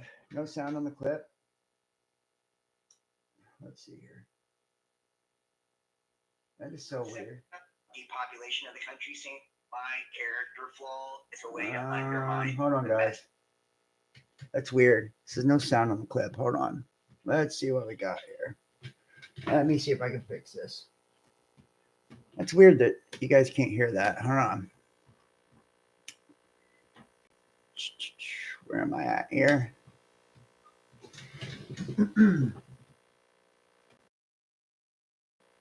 Okay. Let me stop the screen share just for a moment. Give me just a second, guys. I don't know why the sound went all wonky there. I see why. I do see why. Here we go. Hold on. Reset. Weird. Okay. I don't know why that switched like that. It's so weird. Okay, hold on, guys. One moment.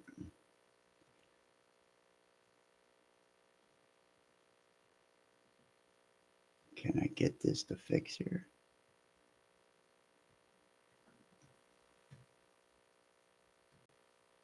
Okay. What in the fuck is wrong with her? Does anybody know what the fuck? Sorry about that.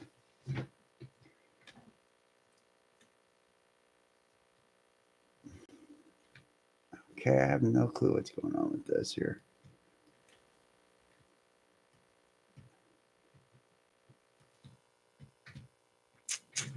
Just give me 1 second, guys.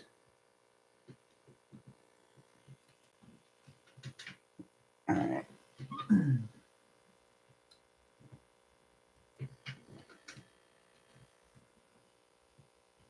Sorry about this. I have no clue. I think it's when I disconnected earlier. Okay.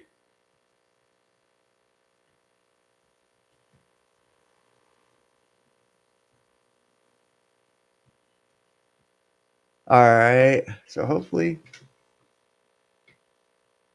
this fixes it here.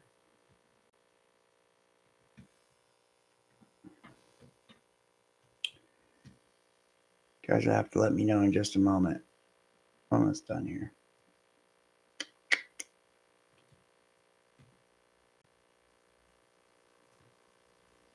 Okay.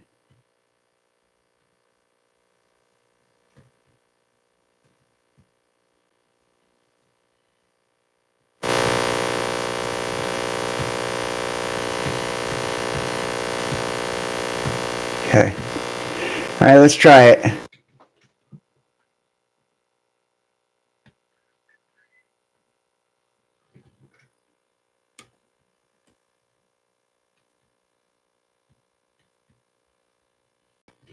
Okay, now let's see what we got. Sorry about that, guys. I do apologize.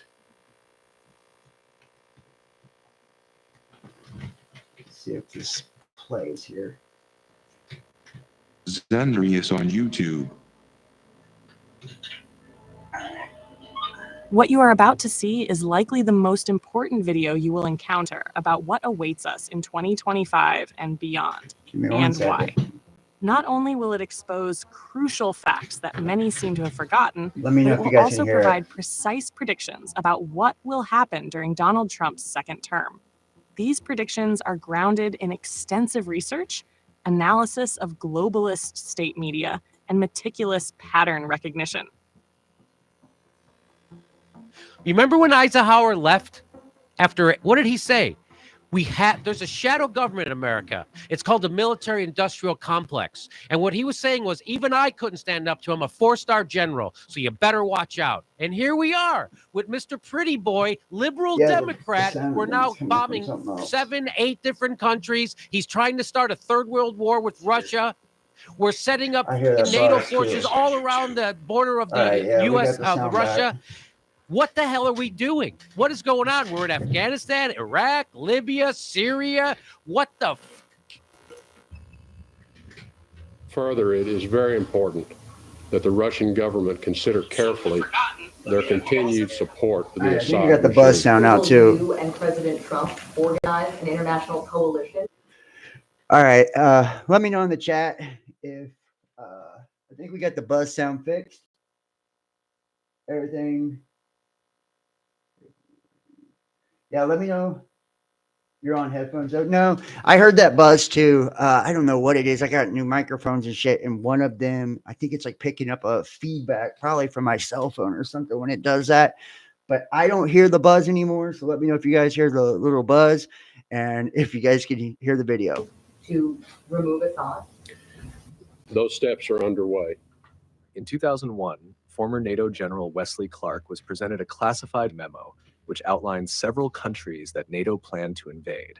This is a memo that describes how we're going to take out 7 countries in 5 years, starting with Iraq and then Syria, Lebanon, Libya, Somalia, Sudan, and finishing off Iran. Okay, thank you. Thank you, Kim.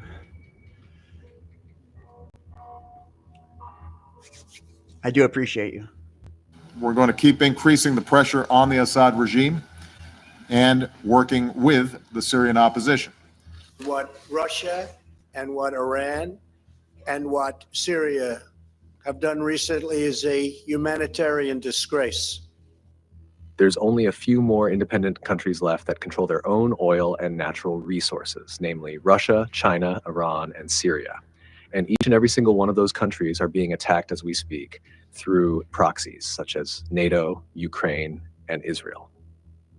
The worst thing possible, they're both in on it. They're for terrorizing, doing terrorism on other countries so we can steal their natural resources for American corporations. They agree on imperialism, the thing we got to stop the most. The thing the left and the right agrees on the most, which is stopping these stupid regime change wars for capitalism so we can steal their natural resources. We're keeping the oil. We have the oil. The oil is secure. We left troops behind only for the oil. We've taken control of the oil in the Middle East, the oil that we're talking about, the oil that everybody was worried about. The U.S. has control of that. So I think Trump talks a good game. But what he actually does when he's in office is another matter. And I would note here, just as a final point, that Donald Trump, when he ran for president and in his initial few months in the White House, said that he wanted to improve relations with Russia. He viewed Putin as a friend. He wanted to put an end to NATO and get out of Europe. None of that happened. And in fact, what did happen is that in 2017, it was Trump who started arming the Ukrainians. So Donald Trump can talk all he wants about how he's look at his hand right there. He's definitely making the symbol. Going to do a 180-degree turn regarding American policy on Ukraine. But in my opinion, that's not going to happen.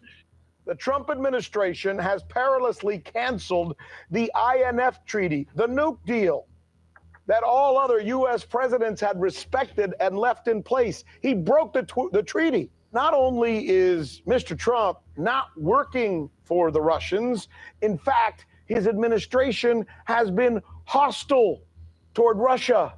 It has renewed and intensified sanctions to essentially hammer the Russian economy.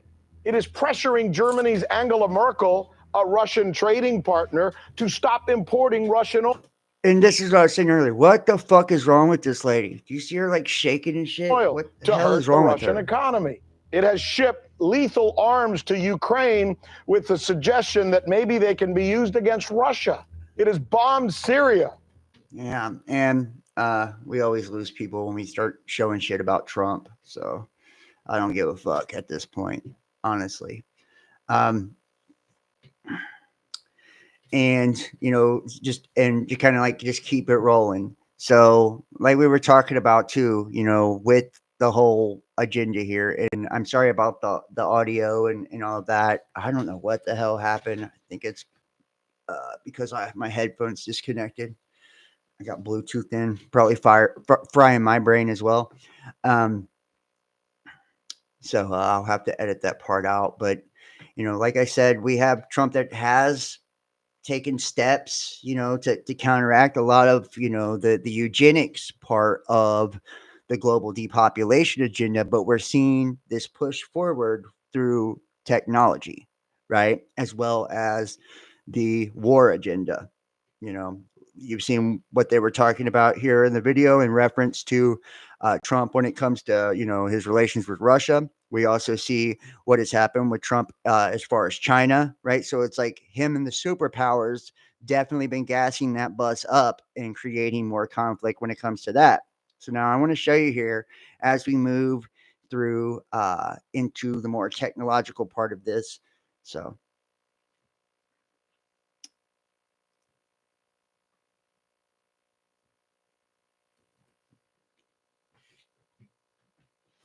this is the view from inside the planes.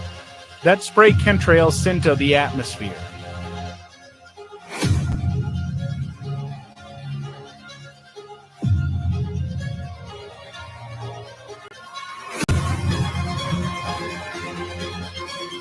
this is fucking crazy.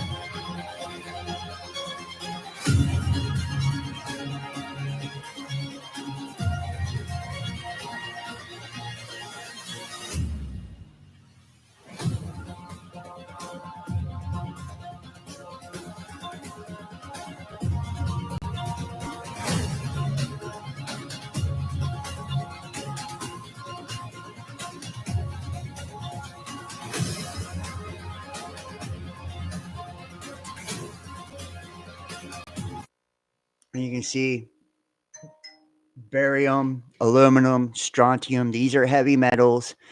These heavy metals not only do they disrupt the electrical flow of our body and the way our body heals and communicates and operates within itself, they also cause damage to the frontal lobe of the brain, and make us basically walking antennas for their 5G technology and the different things that they are disseminating through their various forms of frequency. So now we're going to look at the smart dust, a lot of the things that they're actually putting into these planes as they're dropping them as well.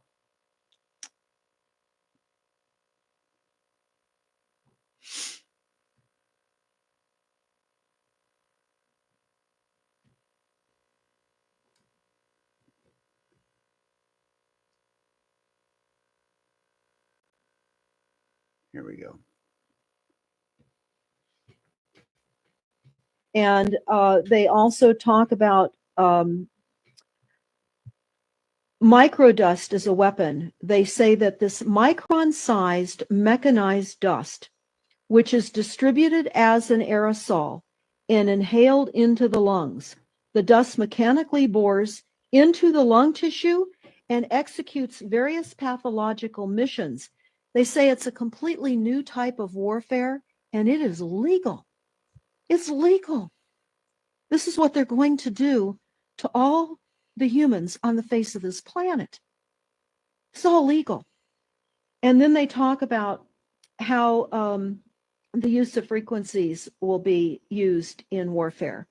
And we know, for example, the smart meters that are being deployed around the globe, the replacement of our electric meters, which will also and does include the replacement of all of our gas meters and our water meters as well, and will be connected to our food supply when they collapse the currency and they issue energy allowances, and that will all be controlled through the metering system. But they talk about the use of low frequencies, microwave frequencies, and they mention in this NASA document the U.S. Army report. The U.S. Army report is on our website, smartmetersmurder.com. It's about a 20-page Army document that talks about the use of frequencies to target the enemy. We're the enemy. And we're going to look at some of this too here. Where's it at here?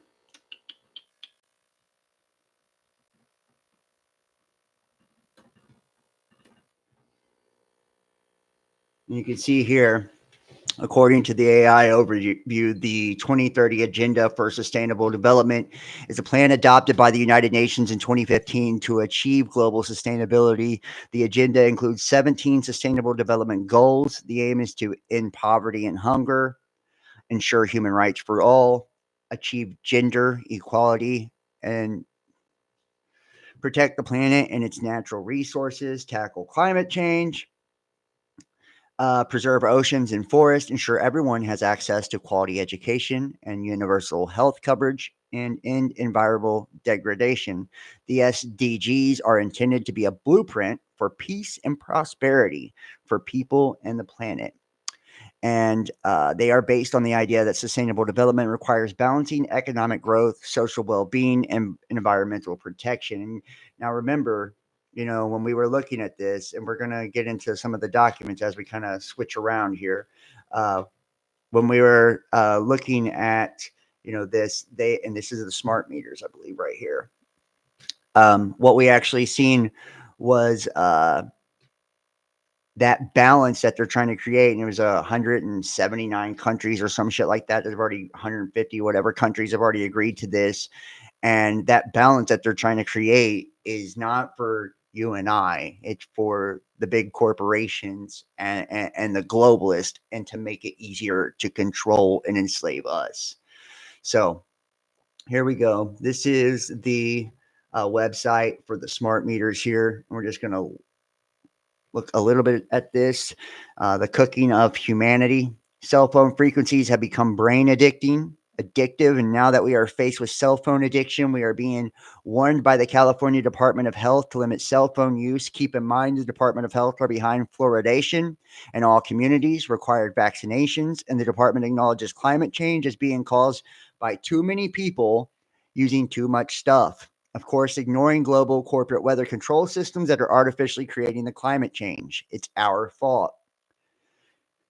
Now, let's take a look here. Canada, Europe, Japan, and who knows where.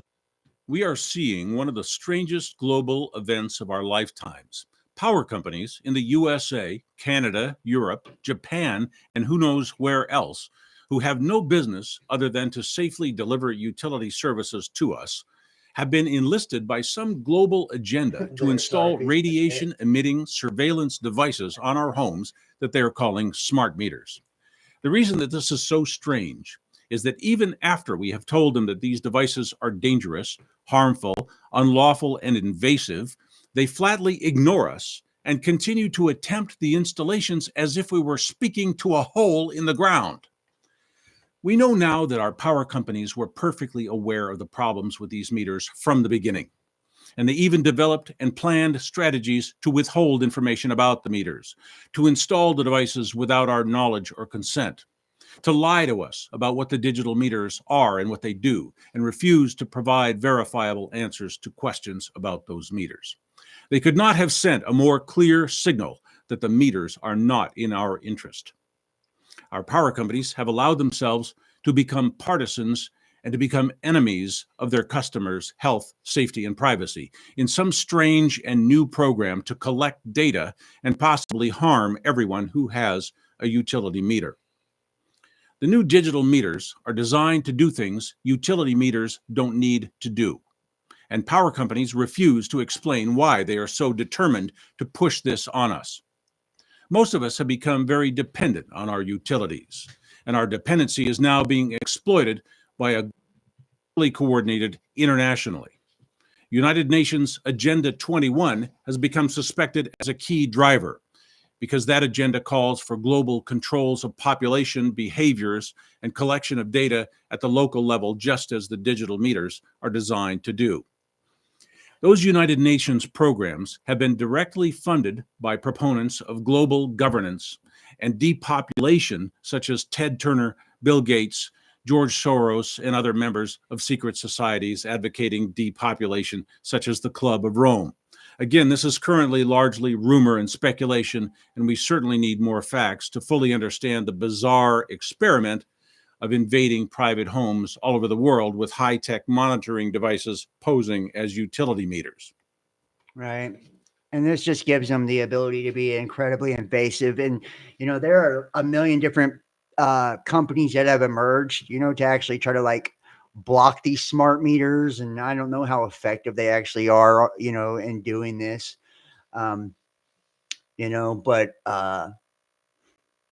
basically, and would you put it, and they have the localization of Agenda 21 and Agenda 2030, right?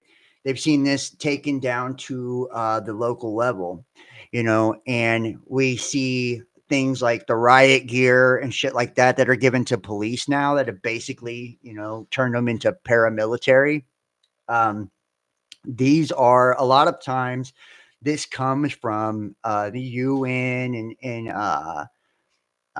other like world organizations and corporations that are given to cities and local governments. They get their funding by signing away, elected sheriffs and shit like that, by signing on to the localization of Agenda 21 and Agenda 2030. So it's like bringing the UN to all the local governments, and in order for them to get their funding, they get all their riot vehicles, and you guys see all of the shit that police have now. In order for them to get them funding, they have to agree to that, right? So that's how they bring a lot of this in through the police. That way, if there ever was a collapse of, the government and there was war, martial law, anything like that, they could basically mobilize any local government as a federal unit. And what they do when they sign those agreements is they sign in a national emergency that they actually become federalized, right? So it's really the federalization of the local governments is what they're doing through that. Now,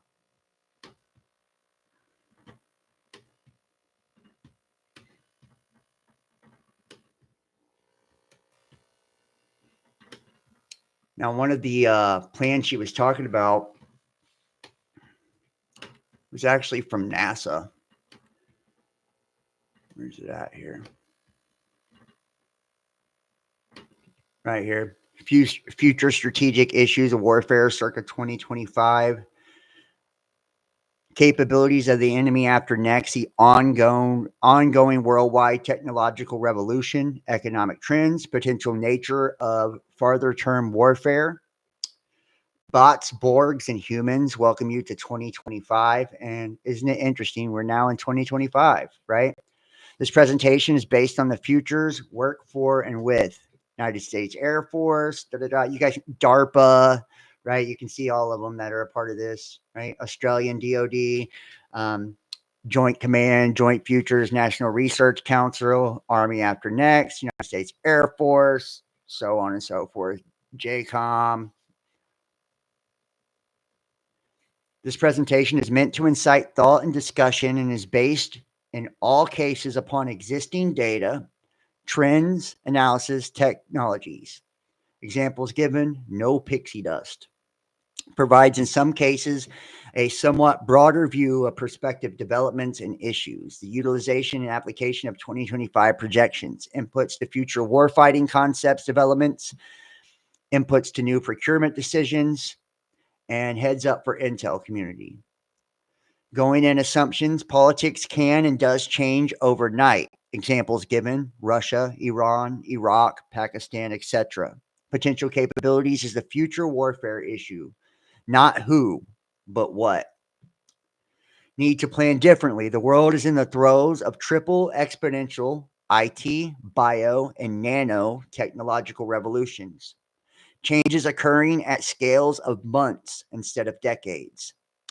Zeroth order potential effects upon defense and offense equipment, con ops, threats, spaceship Earth. The crews are plundering the ship's supplies, tinkering with the temperature and life support controls, still looking for the instruction manual, engaging in bloody skirmishes in every corner of the vessel, increasing the size of the crew by 2 million per week. Humans have taken over and vastly shortened evolution of the planet, global warming, pollution, deforestation, huge public work of the human species, genomic design, repair, mind children, products and life forms, cross-species molecular breeding, directed evolution. Currently, the order of 70% of the world's research conducted outside of the U.S. to first order, a percentage of the GDP, U.S. produces order of 18% of the world's GDP. Order of 70% of U.S. research now commercial as opposed to government sponsored. Nanotechnology research, 29% in Europe, 28% in Japan, 27% in US, and 16% in the others. The technological ages of humankind, the hunter-killer groups in the million BC to 10K BC, agriculture, 10,000 BC to 1800 AD, the Industrial Revolution, which was 1800 to 1950, IT is 1950 to 2020, and the bio-nano is 2022, and after that will be the virtual age. The hunter-gatherer, it was nature that provided. In the agricultural, it was controlled nature, meaning plants and animals. In the industrial, it was mechanized agriculture. In the IT, bio, and nano, it's automating industry and agriculture. So it's the automation of industry, the automation of agriculture. And in virtual, it's a robotization of IT, bio, nano, industrial, and agricultural. And we can kind of see too that we are really between nano and virtual right now. It's like we're seeing nano like being put into the full throes, but we're also seeing the sprinkles of virtual now beginning too. I don't think nano is going to be that long. It's actually laying the foundation for virtual by everything being lined with the nano. Key future technologies, all highly synergistic at the frontiers of the small and a feeding frenzy off each other. IT is silicon, bio, optical, quantum, nano computing, no end in sight. Another 10 to the 6 power growth. Virtual reality, holographic, immersive, ubiquitous comms, hyperspectral sensors, and virtual presence. Automatic, robotic, everything. Huge cost reductions. Bio is lifespan doubling, genetic engineering before birth, and these are designer babies. Plants irrigated by seawater, food, petrochemicals, feedstock, minerals, and terraforming, which we see through, the chemtrails and all that. They're already terraforming the planet for something. Nano is carbon nanotubes, 600 times the strength to weight of steel. Assemblers and living factories, which is crazy, like living where, you work. Huge cost reductions, worldwide IT revolution, comms, computing, sensors, and electronics. U.S. commercial IT research and development, over $100 billion a year.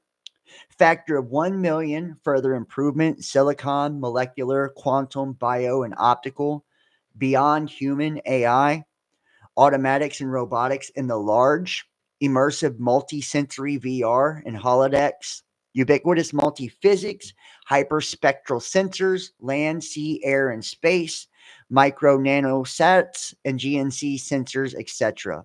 The worldwide impacts of the ongoing IT revolution upon society. Telecommuting, teleshopping, teleentertainment, teletravel, teleeducation, telemedicine, telecommerce, telepolitics, telesocialization. And we're seeing all of that, right? The IT status, improvements in computing since 59, 10 times the further possibility in the next 30 years. Provides better than human capabilities, and 100 million telecommuters worldwide now, expected to at least double in 15 years. India graduates 3 times more software engineers in the US, more software written in Bangalore than Southern California.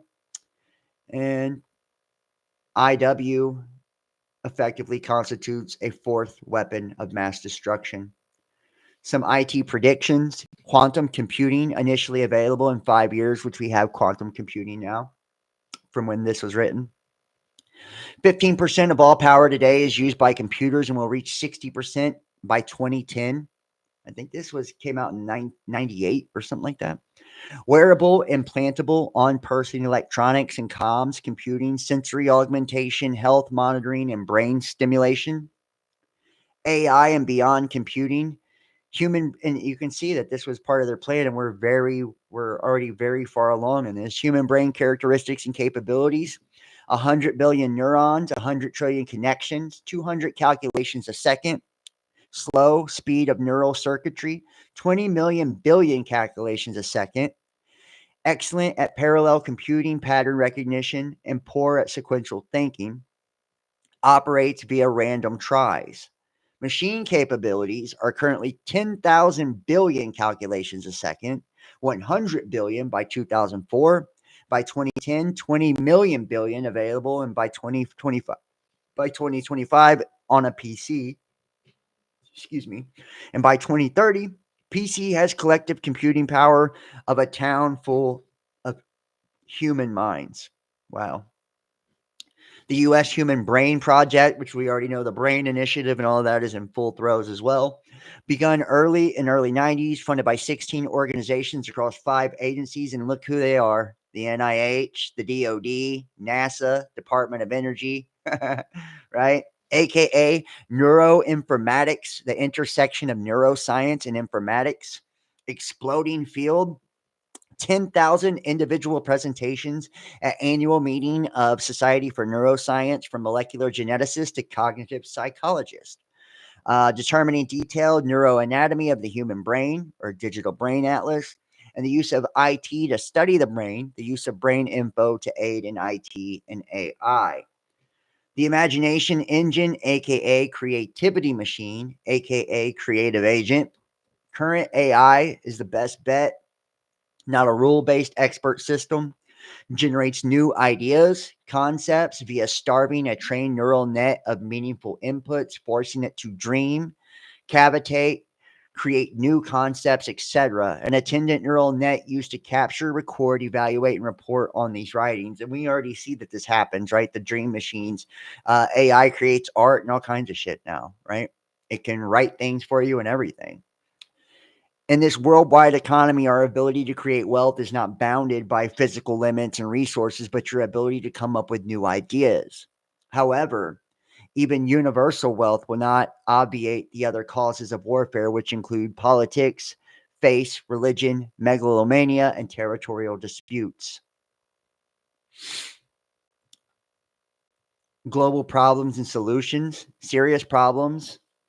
Energy, water, food, land, population growth, wealth generation, polluting and warming, killer AP solutions, motivational, inexpensive, web-based, asynchronous, distance learning, biomass, food via seawater, irrigation, and current wastelands.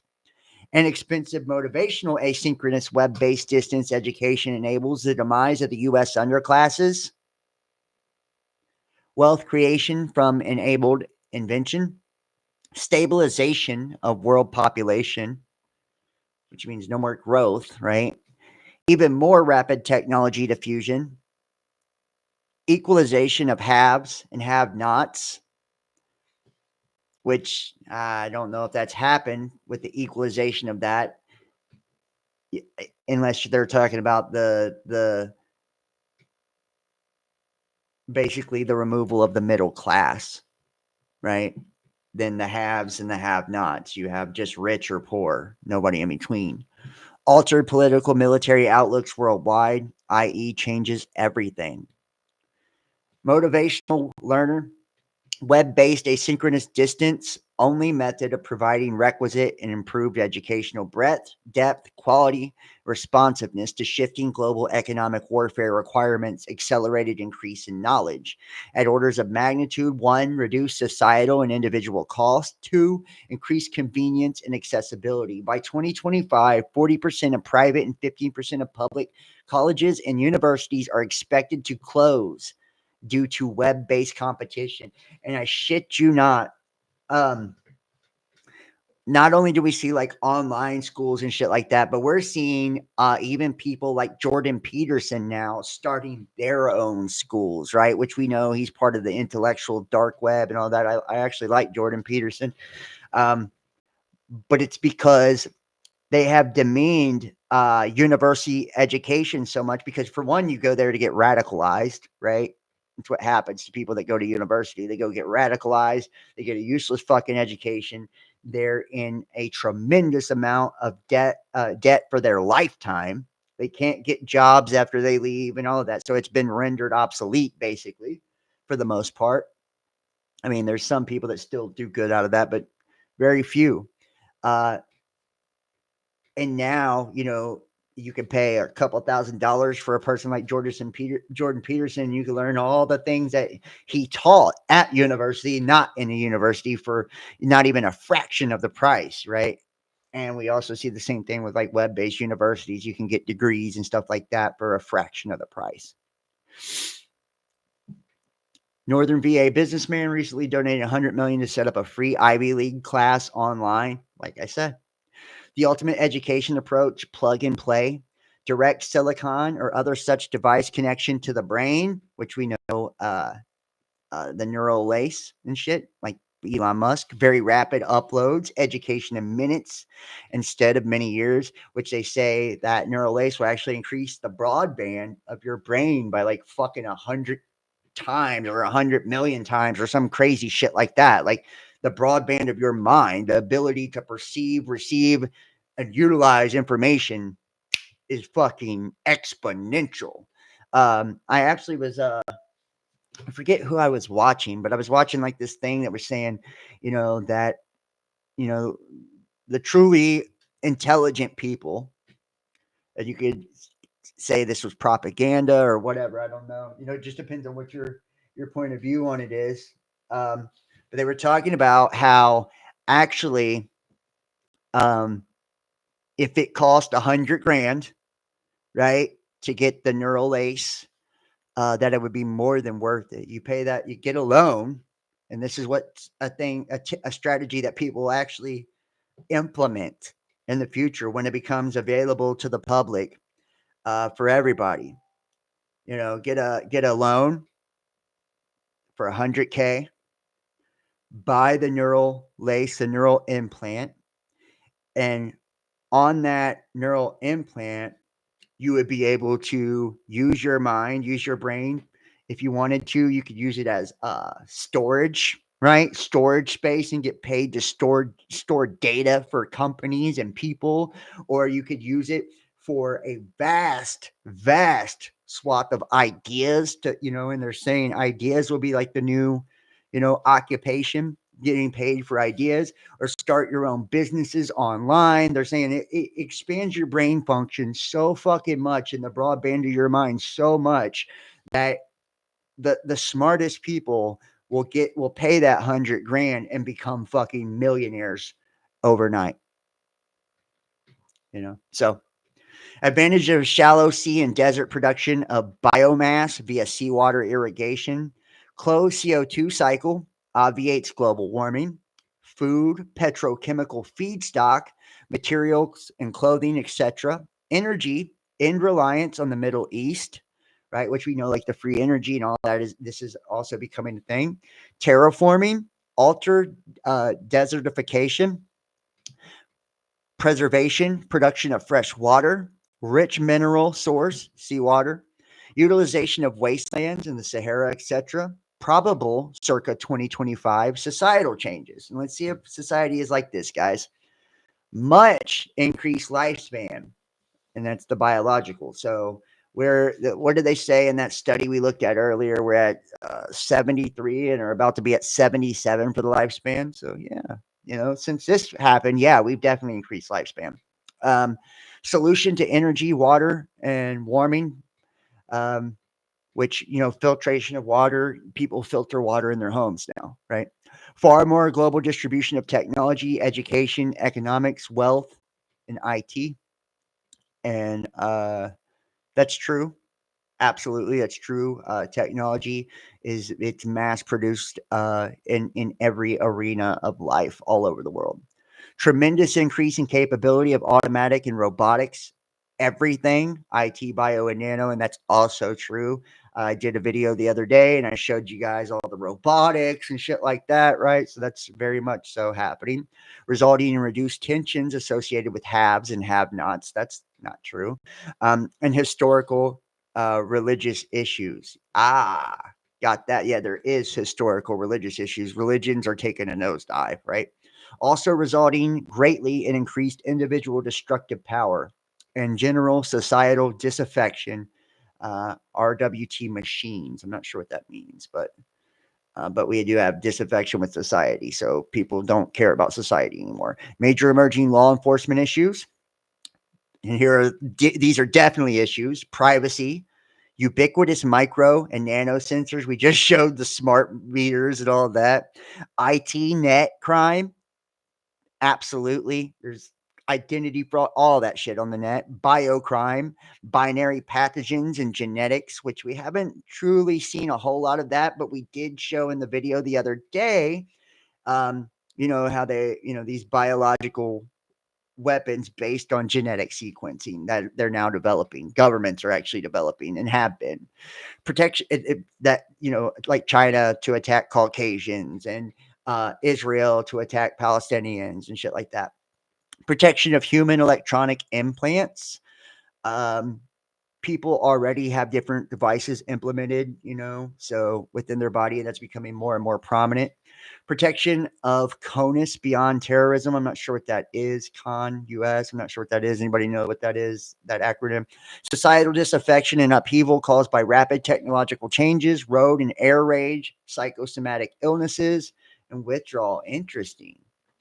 And of particular concern, uncontrolled, uncontrollable self-replication of, and this is interesting, brilliant robots in IT, nano replicators, rampant recombinant. Current competitive landscape, U.S. produces only 18% of the world's GDP, 70% of research conducted offshore, $400 billion a year trade deficit, 32 other nations devote a larger percent of their GDP to research, fifth in number of R&D personnel, labor unit, 3% savings rate versus 30% in Asia, 13th out of 30 in the student math science scores, an emerging multipolar economic world. And this is showing you the chart here. Bio-revolution applications, farm, animals, drugs, and spare parts. That's a thing already. Fast-growing plants on or near surface and seawater irrigated plants for biomass, energy, and closed CO2 cycles. Polymer growing plants, spider genes, and goats allow spider silk spinning from goat milk for biosteel, 3.5 times the strength of aramid fibers for armor.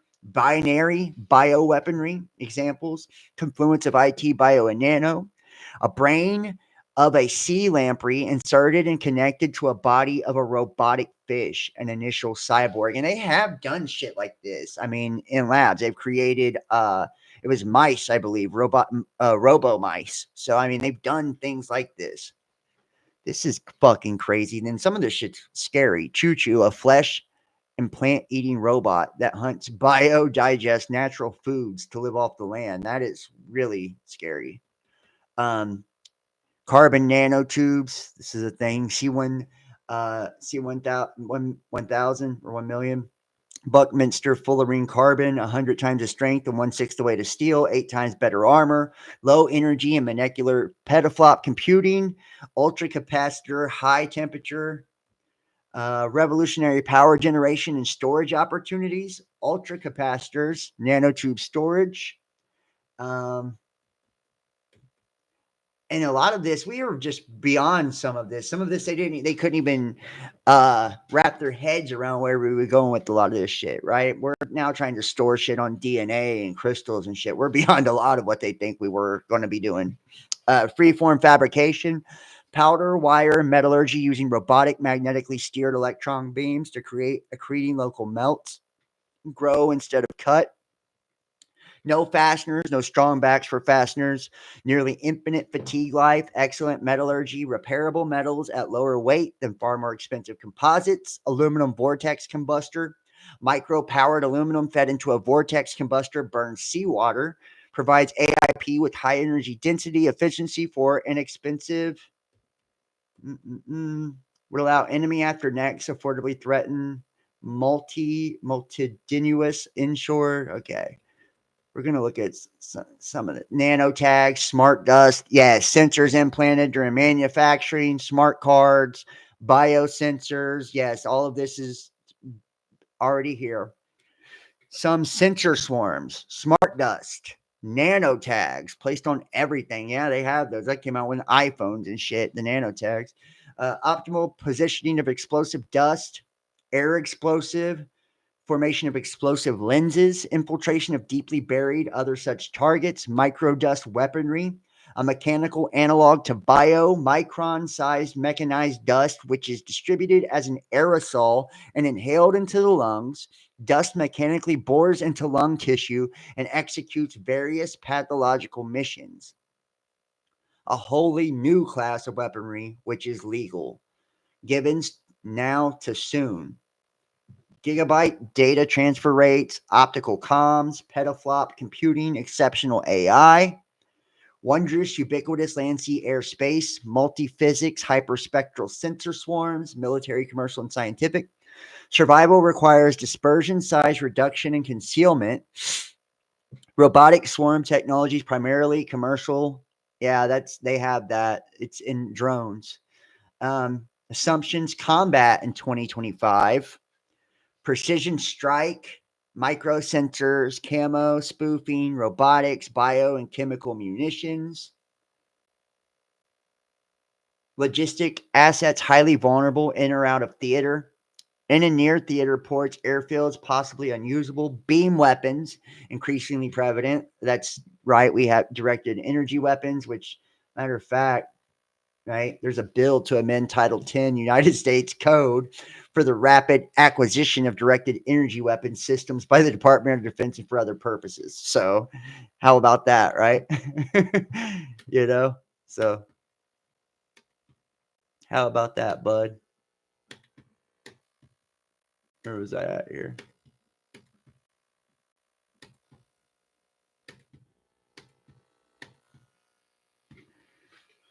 Cruise missiles, the range payload, all of this, yes. Warheads, okay.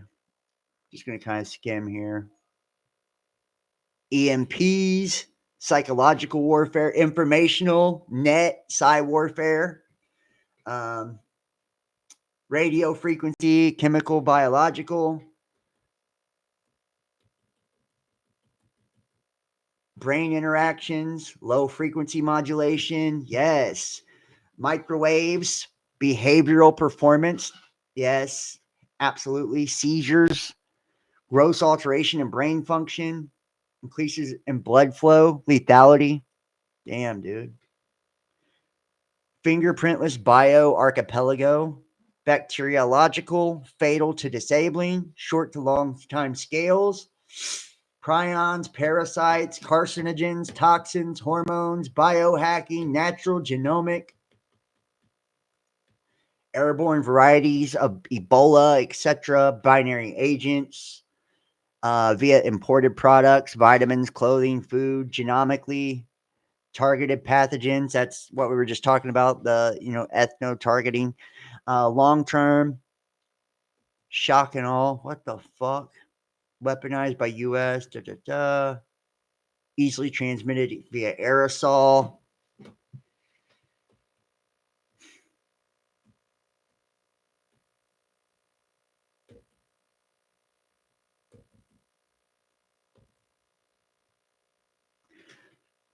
Microwave RF, chemical anti-functional weaponry, psychological effects. I mean, you can honestly see exactly what psi war, acoustic weaponry, microdust.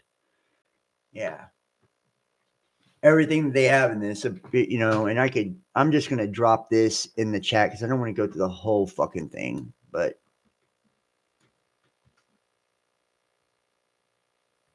do I even have the chat up anymore?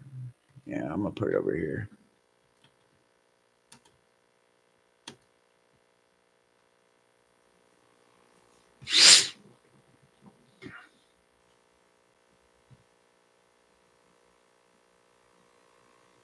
Yeah.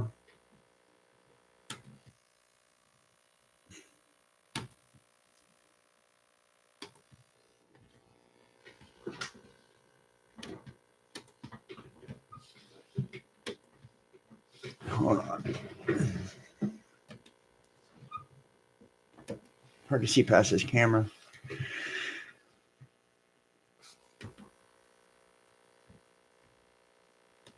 And just like what they were saying in the document, look, lab holding Ebola virus in Congo's Goma is at risk amid fighting. So Ebola fears, how about that? Ain't that fucking crazy? Heavy gunfire echoed the streets of eastern Congo's biggest city on Tuesday. Rwandan-backed rebels entered Goma the day before, a dramatic escalation of a 3-decade conflict that has also triggered protests in the capital, Kinshasa. But the rebels, led by the M23 militia, are facing pockets of resistance from the army and its backers. This social media video has been verified using previous footage of the area and satellite imagery, though the identities or affiliations of the troops were not confirmed. The violence has left, the United Nations said, many dead bodies scattered in the streets. Wow. The humanitarian situation in and around Goma remains extremely vulnerable. So they're going to blame the Ebola leak basically on the fighting here. Wow. They want you to be godless, sexless, genderless, childless, depressed, anxious, afraid, fat, drug addicted, lonely, physically weak, mentally weak, in debt, isolated, living in a pod, eating bugs, and dependent on the state for everything. Right. By the way, here's how the visionary Aldous Huxley had to say on the perfect dictatorship, the slaves would love their servitude. The perfect dictatorship would have the appearance of a democracy, but would basically be a prison without walls, in which the prisoners would not even dream of escaping. It would essentially be a system of slavery, where through consumption and entertainment, the slaves would love their servitude.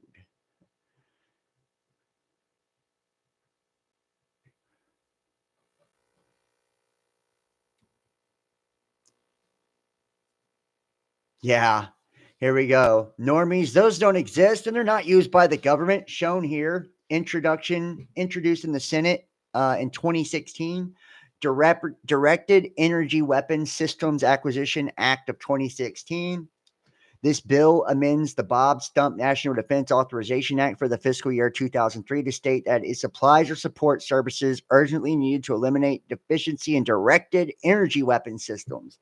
The DoD may specifically rapid acquisition procedures to acquire and deploy needed offensive or defensive directed energy weapon systems, capabilities, supplies, and associated support services.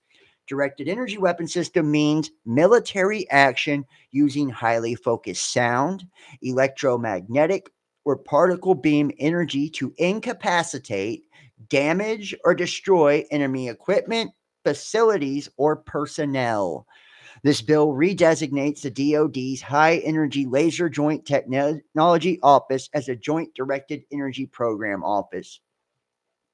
The office shall, 1, develop a strategic plan for development and transition of directed energy weapons capabilities, and 2, use new and revised DoD policies to accelerate the development and transition of directed energy capabilities. And that was the bill that we just looked at. And my question is, who exactly is the United States government using directed energy weapons against?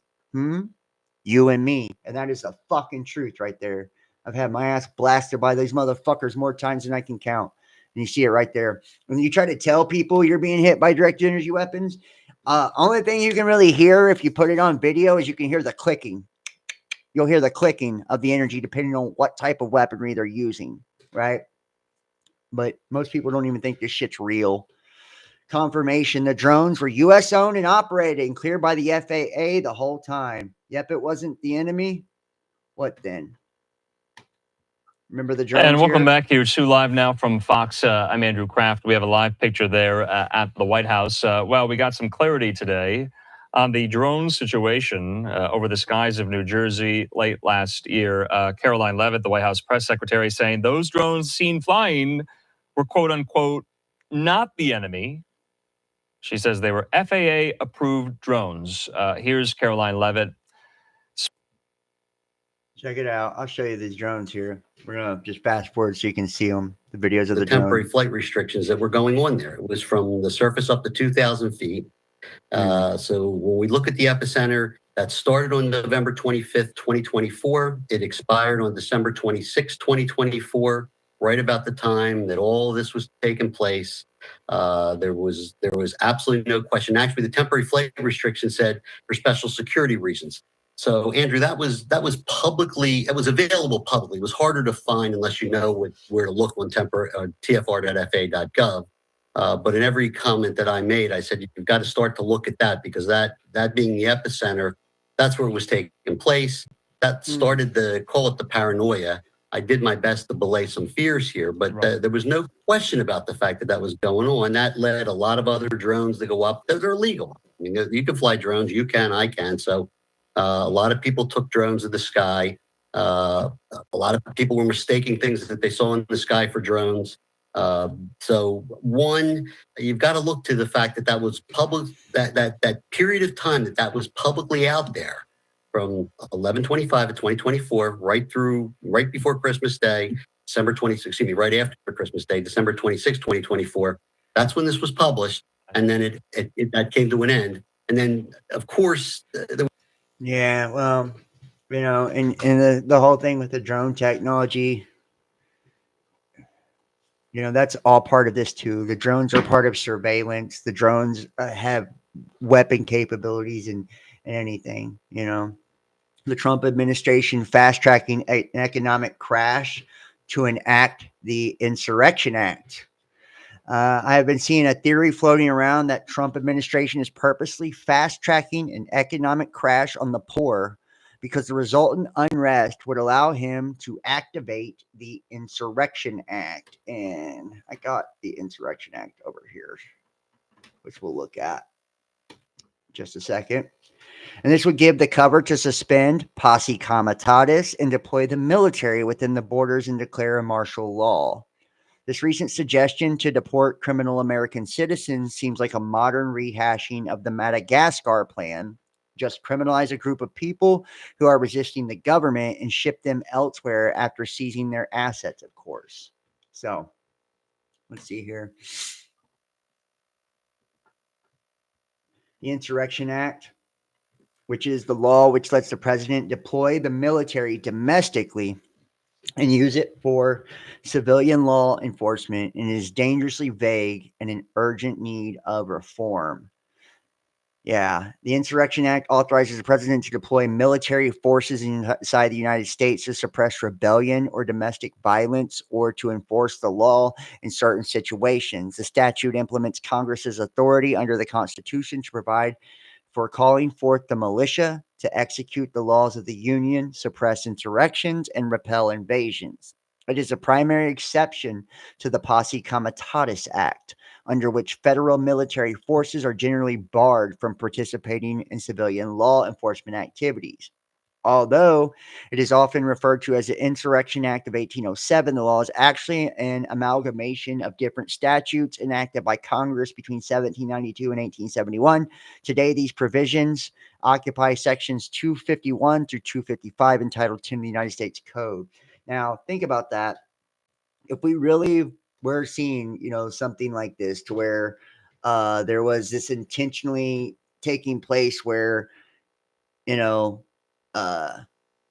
trying to crash the economy, to declare the Insurrection Act. And you already see there's been a million different, and I've said this, I've done little, in my videos, and I have little shorts and shit as well that I've, pulling from those videos, or clipped from those videos, that are talking about, all the different national emergencies that have been declared, and a lot of people, of course, the Trump supporters are like, he's just doing his job and da-da-da-da. But don't you find it strange that all these different day one, it's almost everything was declared a fucking emergency, and I did think that was not only just suspicious, but, it makes you a little hesitant, it's like, okay, well, what the fuck is going on here? Why are all these emergencies being declared, and it makes you wonder what is being set up. A lot of people have believed for a long time, and we've seen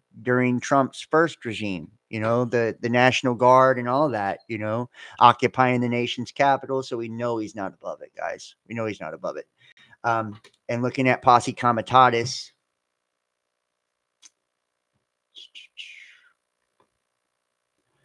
the The Posse Comitatus Act of 1878, which removed the military from regular civil law enforcement, was enacted in response to the abuses resulting from the extensive use of the Army and civil law enforcement during the Civil War and the Reconstruction.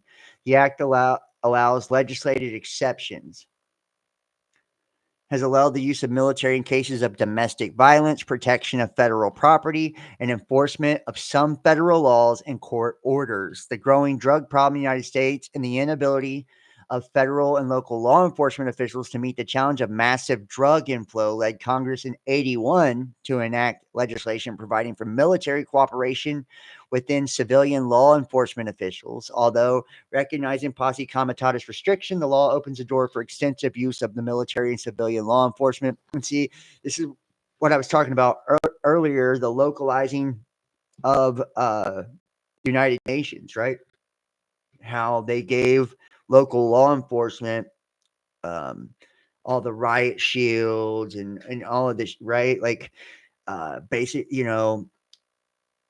a lot of their own directed energy weapons and shit like that, this advanced weaponry, right? Basically turn them into, military. And in order to do that, they had to sign to get that funding and to get those weapons. They had to sign and agree to the federalization of those local levels in case of emergencies and shit like that. So they will cooperate if they've gotten that money. And any city that has already did this. This has already happened.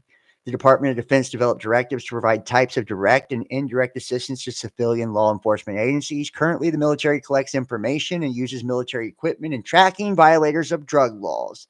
Demands for greater military involvement in the war on drugs are being made. Military cooperation with civil law enforcement agencies can be expected to increase. Yeah.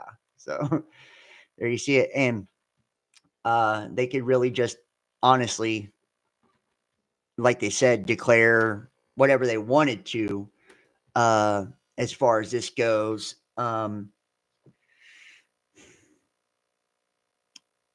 To label a certain group of people. And we've seen that try to happen during January 6th Capitol riots, right? Where they could label a certain group of people basically domestic terrorist. And I think we've seen that kind of like be set up, or a version of that, it could be, you could definitely see it taking place, in the near future. So.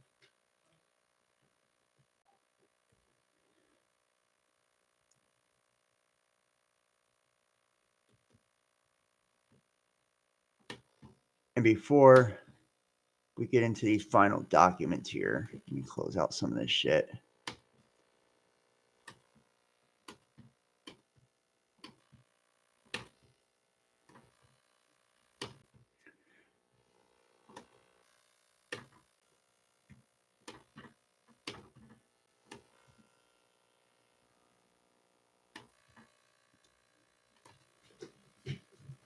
And you can see that the United States, they have many, and the world has many, many different scenarios in which they could enact these emergencies, in which they could take total control of the population, in which large numbers of the population could be killed off, in catastrophes and wars and all of this.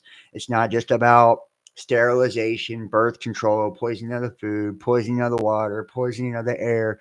These are just, one way of looking at that. Terrible healthcare system, big pharma, jabs, and all of this. This is, the technology, directed energy, right? All of these things to create surveillance and essentially enslave all of us in certain ways.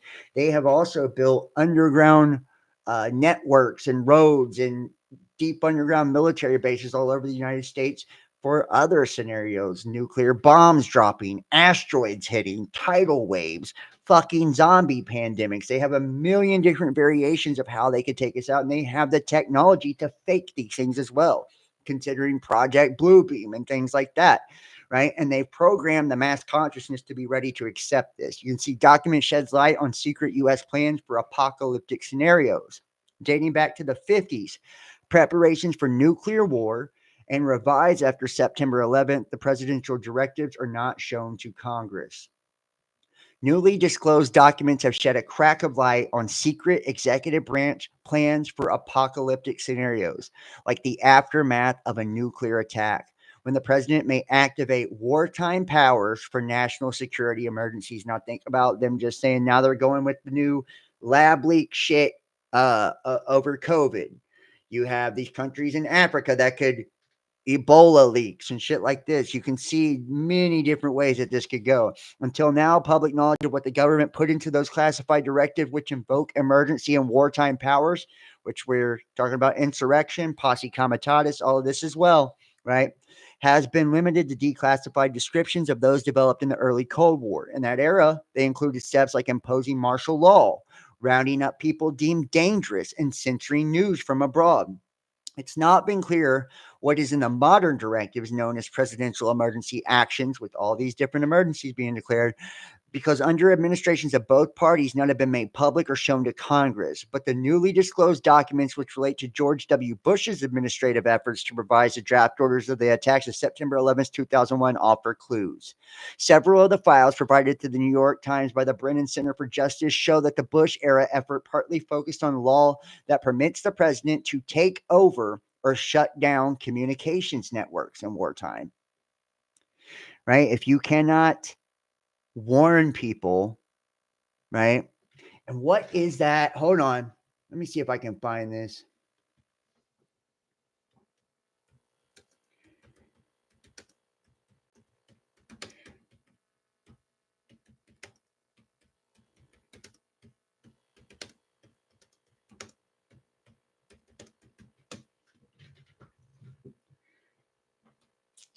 I don't know if we can find this.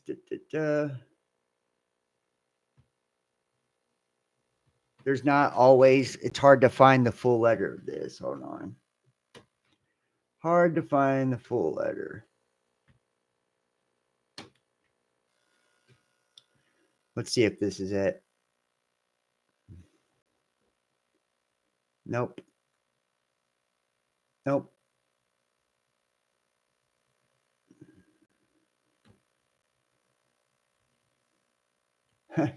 Yeah, and Snopes saying that this letter isn't even real now. I remember covering this years ago. Let's see if we can find it real quick, guys. Just give me 1 second. Let me show you what a federal ICE agent, if we can find it. Like I said, Google is fucked up now, so.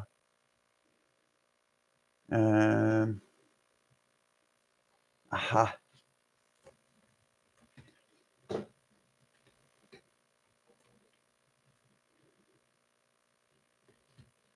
Let's see if we can get this one. Whoops.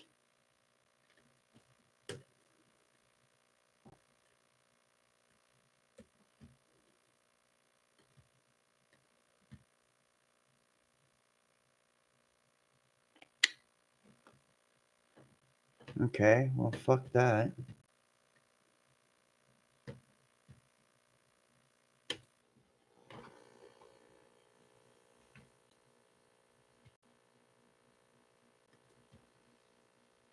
It probably won't be on this one either. The thing is on this one is the finding the note. He left a note literally outlining a plan to attack Americans and shit like that. So yeah. Let's see if I cannot find it.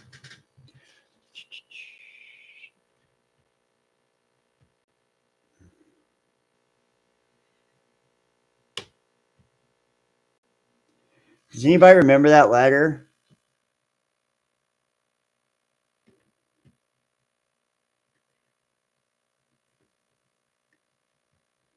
Does anybody remember that letter at all?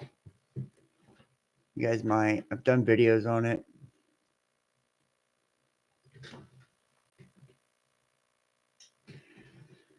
He talks about the U.S. that he grew up in. Do you guys know what I'm talking about? Man, we got to find that fucking letter. They've scrubbed it from the internet. I've done videos on this, so let's see if we can find it this way. Is this it? No, it's too small. It was Pier 40. Right? He says the United States I grew up in, talking about they were just letting people cross the border.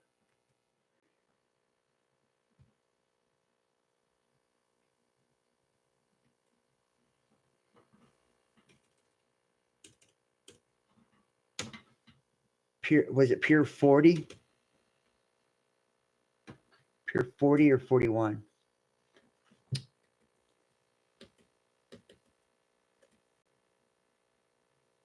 Pier 40.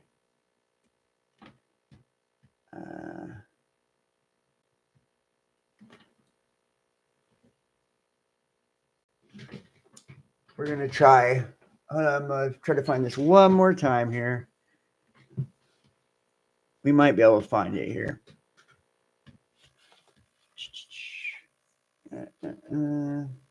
Here we go. Yeah, here we go. So this was, and see, I knew it would be in something like this, like an archive type deal. ICE agent commits suicide in New York City and leaves a note revealing the government's plans to round up and disarm Americans. 42-year-old U.S. Immigration Customs Enforcement deportation officer shot himself with a .40 caliber, and you gotta love this shit. You gotta love these fucking psyops, right? With the numerology in them, it's just crazy. .40 caliber at Pier 40, right, in Hudson River around 11 a.m. So, 4, right, is representative in numerology of it's a foundation or order. It's law enforcement, right? So they're in zeros don't count in numerology. So 4, 4, and then 11, which is 44. So it's fours. It's all fours, guys. And he's 42 years old, which it's 2 4s is what it's saying. It's just funny.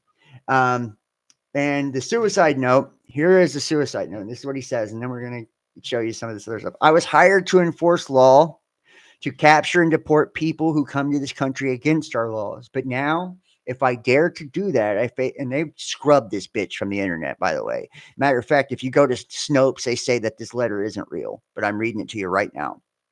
And this was real when it came out years ago, back in 2016 or 2017.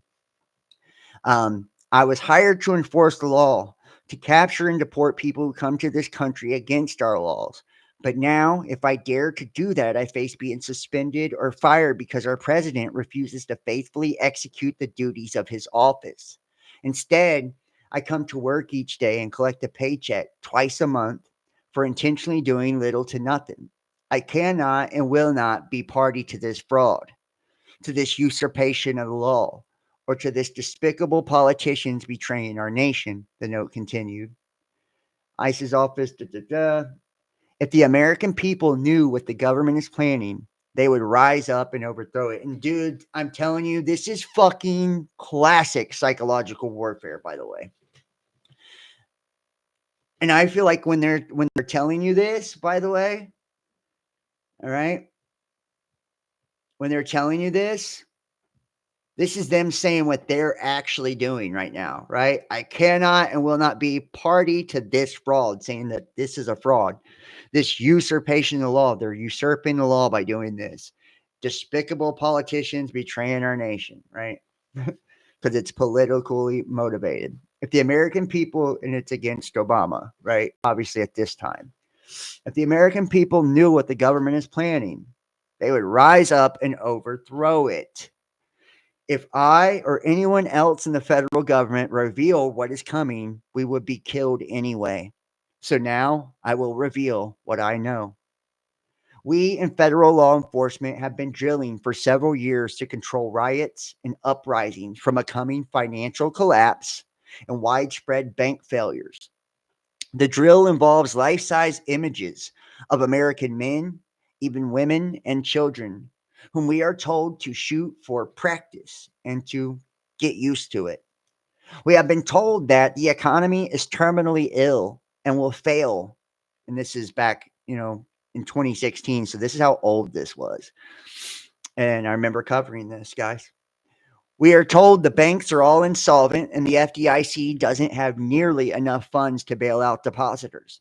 We are told these events are unavoidable and it is imperative that the government survive when people rise up over this. When the collapse takes place, detention camps created under the FEMA Rex 84 program in the 80s to house illegal aliens whom we are going to deport. Think about what's going on. Will instead be used to imprison American citizens whom the government feels constitute a threat. American citizens will be rounded up without warrant and imprisoned without trial for God knows how long. These camps have been equipped to carry out Hitler-scale killings, an actual purge of American citizens by the very government which they themselves created and pay for. I cannot be party to this. The government knows the military will rise up to stop this, so our military is being deployed overseas, intentionally involved in foreign fights, and deliberately shrunk in size so they cannot be here or help Americans. This is why certain ammunition and weaponry has been removed from state-level National Guard armories. Over 1 billion rounds of hollow point ammunition has been bought by federal government. The state themselves have been disarmed of military-grade firepower so they cannot defend themselves from the federal activities. This is also why local police departments have been militarized and provided with armored vehicles and weapons of war, the note says. When the inevitable collapse begins to take place, electric power to the entire country will be shut off, as will all forms of communication. All banks will be immediately closed, and no one will be able to get any money because all ATMs will be offline. Credit, debit, and EBT cards will not function. Anyone without cash will have no way to get any. The emergency alert system will be used to take over all broadcast stations and tell the public this is a result of a cyber attack. And you guys remember October of what was it? What year was that? 2017? Trump and his presidential emergency alert that he created. You guys remember that? It's you start to really look at what's happened, the hardening of the grid and all this shit. You start to really look what's happened, man. I'm fucking telling you. It looks like this has been set up for quite a long time, and this might be, and remember, Trump being known as the last president.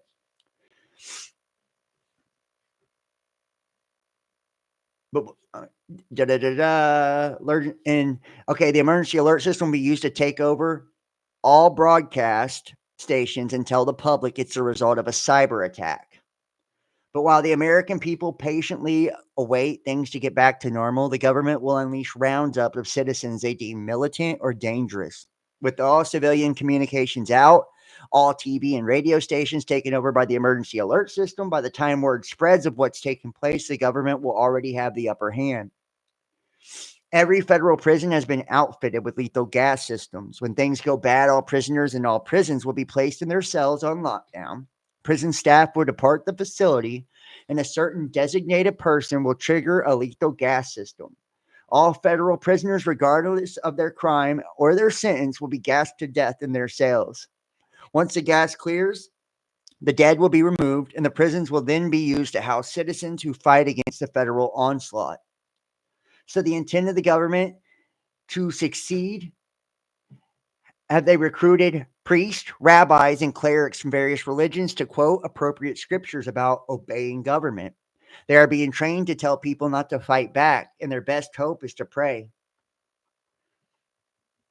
It goes on to great lengths about Executive Order 13603. Yeah, this don't even have the whole fucking note in here. But here we go. It does have it, I guess. The rest of it's down here. So, which Executive Order 13603 is National Defense Resource Preparedness. It's a 10-page document blueprint of federal takeover of the economy, which the government, and they say it's Obama's plan. It's not Obama's plan. It's the government's plan of seizing control. All commodities and products that are capable of being ingested by either human beings or animals, all forms of energy, all forms of civil transportation, all usable water from all sources, health resources, drugs, biological products, medical devices, materials, facilities, health supplies, services, and equipment, forced labor or induction, as the executive order delicately refers to military conscription. Moreover, federal officials would issue regulations to prioritize and allocate resources.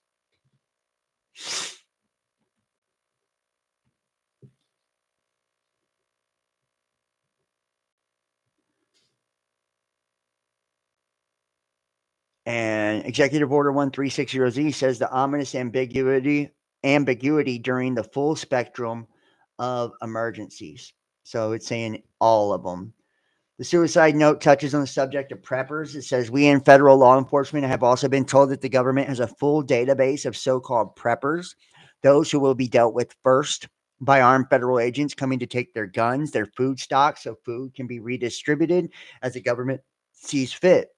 If the dead's officers' claims about unavoidable economic and banking collapse are true, would it then follow that executive order put in place by Obama might be activated?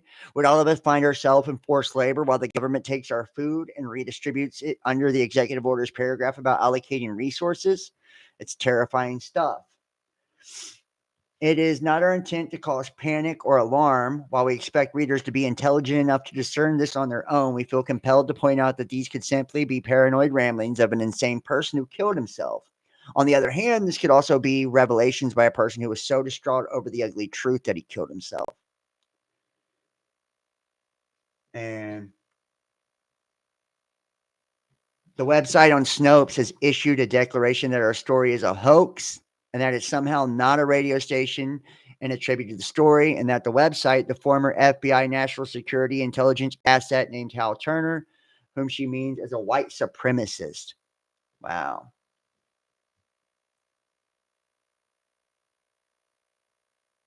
Wow. Yeah, and I told you, Snopes definitely said it was fucking a hoax and all of this. And see, this is the National Defense Resource Preparedness right here, so you can see what this is actually about, guys. Every bit of this is true, which we can go through some of this if you guys want. Well, we'll show you. You know.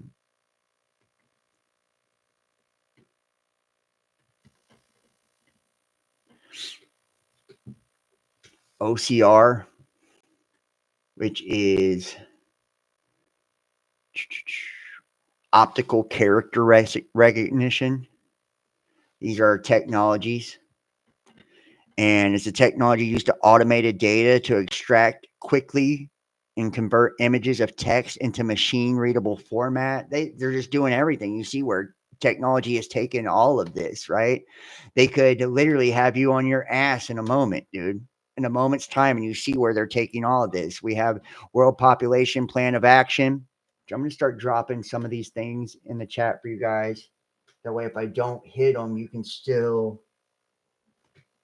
That way, you can still get to these and have these for yourself. Who wrote it? Who wrote what? Who wrote what? Who wrote it, John? Who wrote what? The article, or who wrote the executive order 13603? Obama wrote that executive order, but it's not just his executive order, though, right? It's been, since Biden still had it. Just like Trump did the Reauthorization Act of 2020, that was Bush's original Patriot Act, but Trump picked up on it. So, like, it's still in effect. And who wrote the original article, I'm not sure. But that article has been all over the place. I'm just saying that was a news story back in 2015 or 2016 or some shit like that, if you guys remember. So, matter of fact.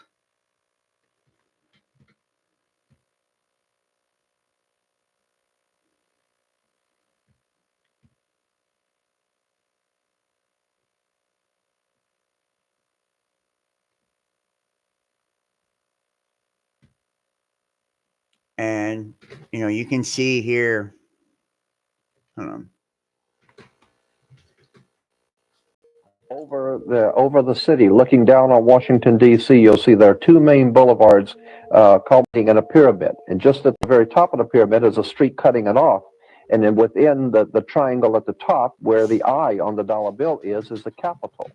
And the Capitol building sits there. It's a pyramid. Then it has the Cleopatra's Needle, which is a Washington monument. And the river, the long riverway and the long water is called the River Styx, which is where Pharaoh went into heaven on the River Styx. It is all laid out in Masonic symbolism, and the five-pointed star, which is a pentagram, has always been used. Satan worship, satanic worship, the five-pointed pentagram. And if you take the arms off of a pentagram, you have a pentagon. And the United States Pentagon is sitting exactly due north, aiming due north at the North Star Thuban, which is drawing power, according to the ancient Egyptians, for the god of war. Just take a road map of Washington, D.C.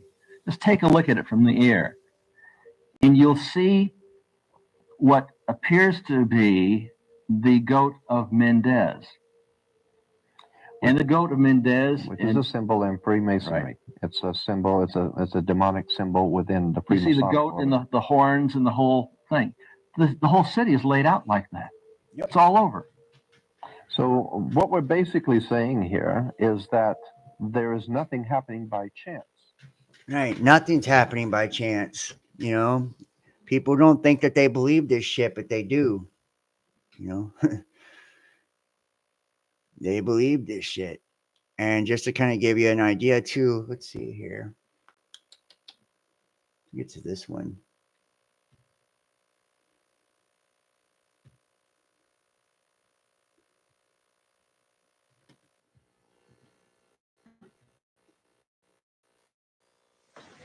There are 4 aerospace covert facilities. This is what we call the aerospace connection in the Antelope Valley and also the San Joaquin Valley. Rockwell in the San Joaquin, Lockheed, McDonnell Douglas, and Northrop in the Antelope. So and here, before I do this one, hold on. They have all of these executive orders in place for when and you can see, like, they're already talking about, are they getting ready for, and we'll go to that other article here. They are getting, and this is the scenario number 1 in the United States, is what it's called the federal government's planned response to small nuclear attack, right? And they have framework and everything set up for that. These are all the different scenarios, right? Now, remember, when we were talking about what was just happening, what would happen the Bush era, and what they talked about, they would focus on taking over and shutting down communications. This is pre-Obama. Suggests the government deployed and revised such an order in light of the explosive growth in the 90s of the consumer internet, underscoring how little lawmakers can infer. Another file from the summer of 2008 mentioned that Justice Department lawyers were revising an unidentified draft order in light of a recent Supreme Court opinion. The memo does not specify the ruling, but the court had just issued landmark decisions on topics that could relate to government actions in an emergency. And guess what happened? Executive Order 13603. And the bottom line is that these documents have no doubt post 9/11 emergency action documents have significant implications for Americans' civil liberties, right? And there were 48 directives when the Bush administration took office. The number had grown to 56. And all these orders have no consultation with Congress. And it seems prudent as the government reoriented to focus on national security after 9/11 and gather materials about the Presidential Emergency Actions Documented Files and Freedom of Information Act. Significant curbs on executive power after the Trump years, including a provision that would require disclosure of the emergency action documents to congressional power. The bill, called the Protecting Our Democracy Act, is not expected to pass the Senate, where Republicans can block it with a filibuster, but advocates of imposing some new limits on presidential emergency powers with some bipartisan support are discussing trying later this year to attach a portion to an annual defense authorization act that is considered a must pass. And see, this is how the fuck they do it. They add, a piece that everybody wants, like, oh, we'll protect them from presidential power, to a must-pass Defense Authorization Act. It's our duty as lawmakers to demand that the executive branch turn over documents so Congress, representatives, etc., presidents attempt to exploit emergencies, assume extraordinary powers. They proposed a bill after President Donald J. Trump claimed he wielded total authority in the early days of the coronavirus. And the broad-scale criticism, Japanese relocation programs, well-known, well-founded, right? See, so all of these things, this is actually a good article if you guys want to get this. This is out of New York Times. And this just leads you to a billion different documents that you can see. But I'm just showing you, this has been going all the way back for a long fucking time. He was talking about the note. I don't remember who the first person was that actually published that note, but I know it was he was a federal ICE agent that was 42 years old on Pier 40 in New York, and he shot himself with a 40 caliber, right? And he that's what I know about that. So that's what I know about that one. And I was actually doing podcasting when that happened, when that came out. So that's how I remember that. So now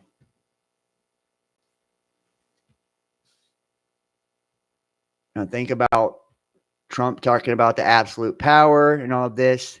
They say he's trying to plan for a third term. We'll see. Got a few different things I want to show you here.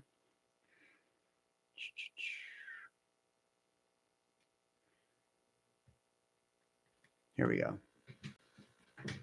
Could a resolution to amend the U.S. Constitution allow President Trump and other future presidents a third term in office? Interesting question. During a rally in Las Vegas today, Trump jokingly mentioned serving a third term. This comes just days after a House Republican is seeking to pave the way for the president to do just that. I didn't make any stops along the way. It will be the greatest honor of my life to serve not once, but twice, or 3 times, or 4 times.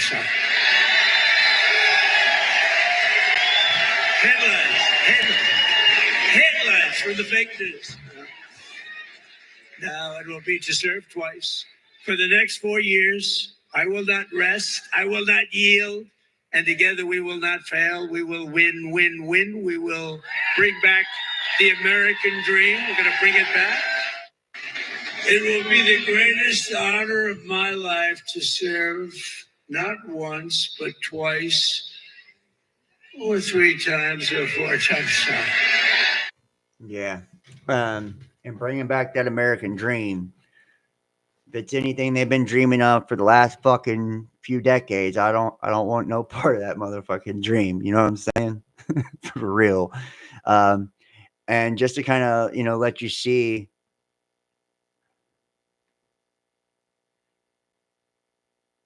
they have plans in place. The World Economic Forum, in conspiracy with Bill Gates, has devised a plan to sabotage RFK Jr.'s nomination as health secretary. Why? Because RFK Jr. threatens their ultimate goal, ensuring everyone is subjected to mandatory mRNA vaccinations every 6 months. No exceptions, no escape. But it doesn't stop there. Vaccine hesitancy is being weaponized against us, tied to social credit score systems designed to strip away our freedoms. Non-compliance? That'll make you a second-class citizen, unable to work, shop, or even access basic services. This is the dystopian future we've been warning about. And the elite? They're so desperate to push this agenda through, they're not even bothering to hide it anymore. Before we dive in, join the People's Voice Locals community if you haven't already, and sign up to become a member of the world's first where the new digital wallet app only allows people with a 550 or higher social credit score to recharge their electric cars. 先充电后付款服务，大家一起来看看怎么样操作吧。在好充所有的站点都可以看到这个先充后付的这个小标示哦。首先我们先拔枪吧。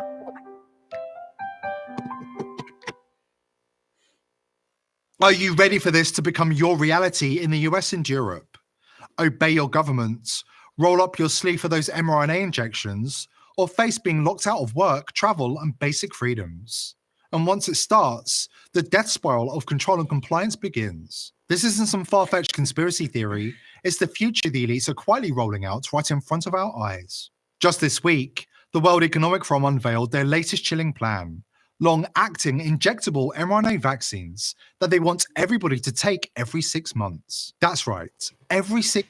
Yeah, and here's the thing. The whole social credit scoring system, we just covered this the other day, the cryptocurrency system using body activity data. That's the social credit scoring system shit they're talking about right there, dude. You know, all of this shit's already in the works. And you can tell the elites, and they know people are going to fight back. They know people are going to, you know, they're going to go off over this shit. So they're getting ready. Why were members of the Senate given satellite phones for emergency communication? Less than a year ago, members of Congress were given emergency satellite phones. Satellite communication was being deployed to ensure a redundant and secure means of communication during a disruptive event. The phones were a security backstop in the case of an emergency that takes out communications in America. We, the people, are funding their satellite phones. So, where's ours? Bill and Melinda Gates' foundation have been selling shares of Microsoft. Jamie Dimon just sold $150 million of JP Morgan for the first time since 2005. Mark Zuckerberg sold more than $400 million of Meta, and Jeff Bezos recently sold $8.5 billion of Amazon stock. Elites are dumping stocks, selling their homes, and building underground bunkers. Are you paying attention? Oh, mine's a little dark. I just feel a lot of concern that 2024 may be the year of a black swan event. This is a national security event with high impact that's very hard to predict. There are a number of concerns that I have that factor into that. And we're You see how she winked when she said that? so divided in this country in ways that we haven't seen before. And I think that just creates fertile ground for our adversaries. That was Emmy-winning and Emmy-nominated senior investigative correspondent Catherine Herridge. BlackRock, the headquarters of CBS, fired Catherine suddenly last week. CBS officials took the unusual step of seizing her files, computers, and records, including information on privileged sources. What exactly were they looking for? On whose behalf were they searching? Serious question. Why are a bunch of billionaires, millionaires, celebrities, and elites suddenly building huge underground doomsday bunkers? Okay, so where the hell are we going? We are going to go to a bunker that we might very necessarily need. As The Guardian reported, the latest billionaire trend? Doomsday bunkers with a flammable moat. Is all this bunker building a sign the 1% know something we don't and are preparing for end times? A famous quote in tech circles is often attributed to William Gibson. The future is here, it's just not evenly distributed. That's true of disaster as well. Podcaster Christina Randall said, Zuckerberg's reported bunker is one of approximately 15 end-of-days projects being undertaken by billionaires worldwide, and said the biblical book of Revelation, which predicts the end of the world, is being fulfilled. Yeah, so I mean, you know, they're all getting ready, and you can see too, this is the thing with the government as well. Oh, hold up, not this one, this one. There are 4 aerospace covert facilities. This is what we call the aerospace connection in the Antelope Valley and also the San Joaquin Valley. Rockwell in the San Joaquin, Lockheed, McDonnell Douglas, and Northrop in the Antelope Valleys. And these operations are extremely suspicious. They have a surface cover activity. They call themselves RCS testing sites. That stands for radar cross-section. And apparently their presumed purpose is to test various aeroform designs atop pylons with radar cross-section. And the disturbing part is that we have found out with incontrovertible proof that there are extensive underground facilities. And for example, Northrop, we have documented to have 42 levels underground. Now, if this is radar cross-section testing, which is above ground, why do they need 42 levels underground? Also, at the Lockheed facility out in Hellendale, we had an investigative reporter who saw a blueprint of the building plans for that facility that he wasn't supposed to see. It showed that they had an extensive underground facility 300 feet down. And when this reporter interviewed the person who was in charge of that facility, they had a nice, pleasant interview until at the end, he told the director that he was aware of this extensive underground facility. And what could he tell him about that? And immediately, the man's eyes grew wide, and he said, "This interview is terminated." So it's very suspicious.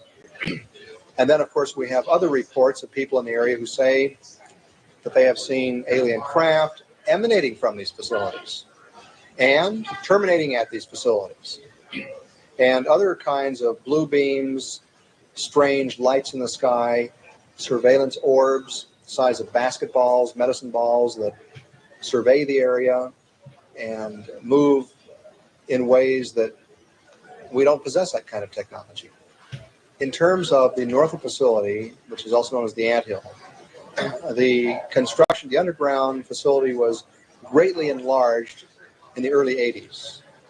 And what took place there was an enlargement, I understand, from 13 levels underground to 42 levels underground. And we have reports from construction workers who actually worked on the site, cement truck drivers. And at one point, Michael, cement trucks suddenly appeared on the scene 5 miles long, pouring concrete continuously, 24 hours a day, 7 days a week for weeks. And we figure at 9 yards of concrete per truck, close to 1 million yards of concrete must have been poured underground. Also, we understand from the construction workers that 3 silos were constructed there, 3 underground silos. And we were bringing out the fact that saucers have been seen to just come screaming out of the facility as if they had had some travel distance underground. And also craft would, like helicopters, would come into the facility and just disappear into the ground. So we knew from construction reports and from visual reports outside the facility that something very suspicious in the way of silence. Yeah, and I want to show you too. Yeah, look at these motherfuckers, y'all.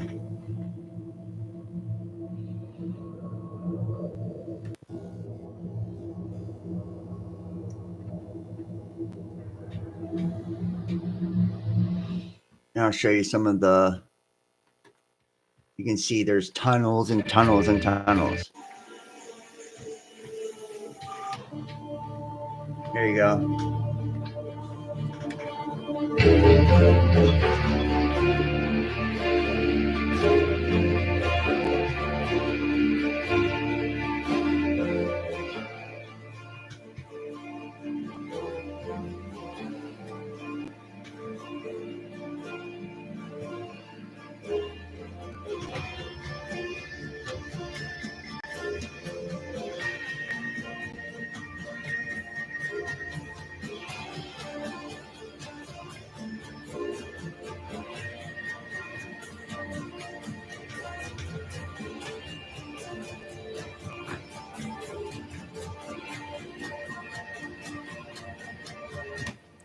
And I'm going to turn that music down that way I don't get hit for copyright. But yeah, I mean, you'll see, like, and this is the thing, like, we know that there are underground tunnel networks all the way across the United States.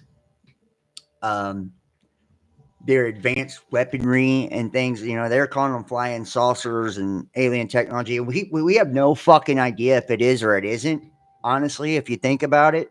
I've done many videos, in the past that, it would appear as if humanity, that's a whole nother video for a whole nother day. Oh shit. Whole nother video for a whole nother day. And we we have seen, many things that kind of would lead us to believe that that there are other entities involved in humanity's creation and even the destruction of the earth, several times, right? And that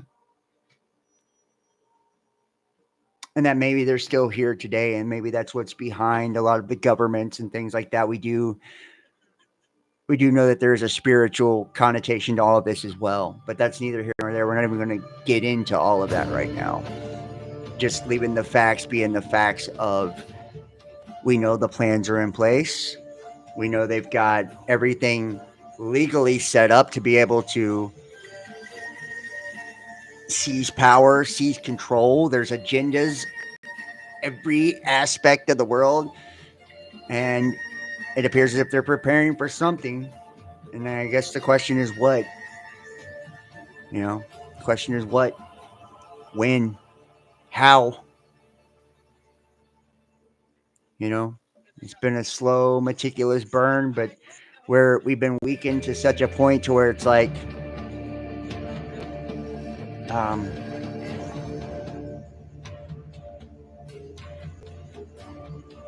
could humanity even withstand, any of these disasters, whether they're artificial, they're triggered, created, or natural, given what's been done to us, given how weak we've been made by all of the other agendas. So I think I'm gonna wrap this one up here. I'm just tired. I've been going on for forever. Yeah. Familiar with the work of the Dival? Yes, I am familiar with that. I did not know he died, though. I did not know that at all. I did not know that George Divold or whatever. Yeah, he talked about, I think it was 2038 or 2040, like a recurring micronova solar flash type event. He got a lot of traction. I do know who you're talking about. I didn't know he died. I did not know that. Honestly, I didn't know that. That's crazy. Very crazy, actually. I do want to, like I said, I am going to wrap this one up here. So I want to thank you guys for joining me. Please make sure to hit the thumbs up, guys. Give this video a like, whether you're watching this live or you catch us on the flip side. And share this link. Share it to your social media, Facebook, Instagram, Twitter, all of that. You're more than welcome to reuse it on your YouTube channels, all that stuff, guys. I don't mind it at all. And consider donating, supporting. That is how I'm able to do what I do. It helps me out so much. Sorry, guys, I'm getting tired here. It's what helps me out, allows me to do what I do. And I do appreciate everybody who financially supports, who shares the content, comments, all that. If you want to donate, it's paypal.me, the Best Damn Podcast, Cash App, Best Damn Podcast, or Facebook Messenger Pay, facebook.com, John Keane, Best Damn Podcast, or patreon.com, Best Damn Podcast Official. Like I said, it's greatly appreciated.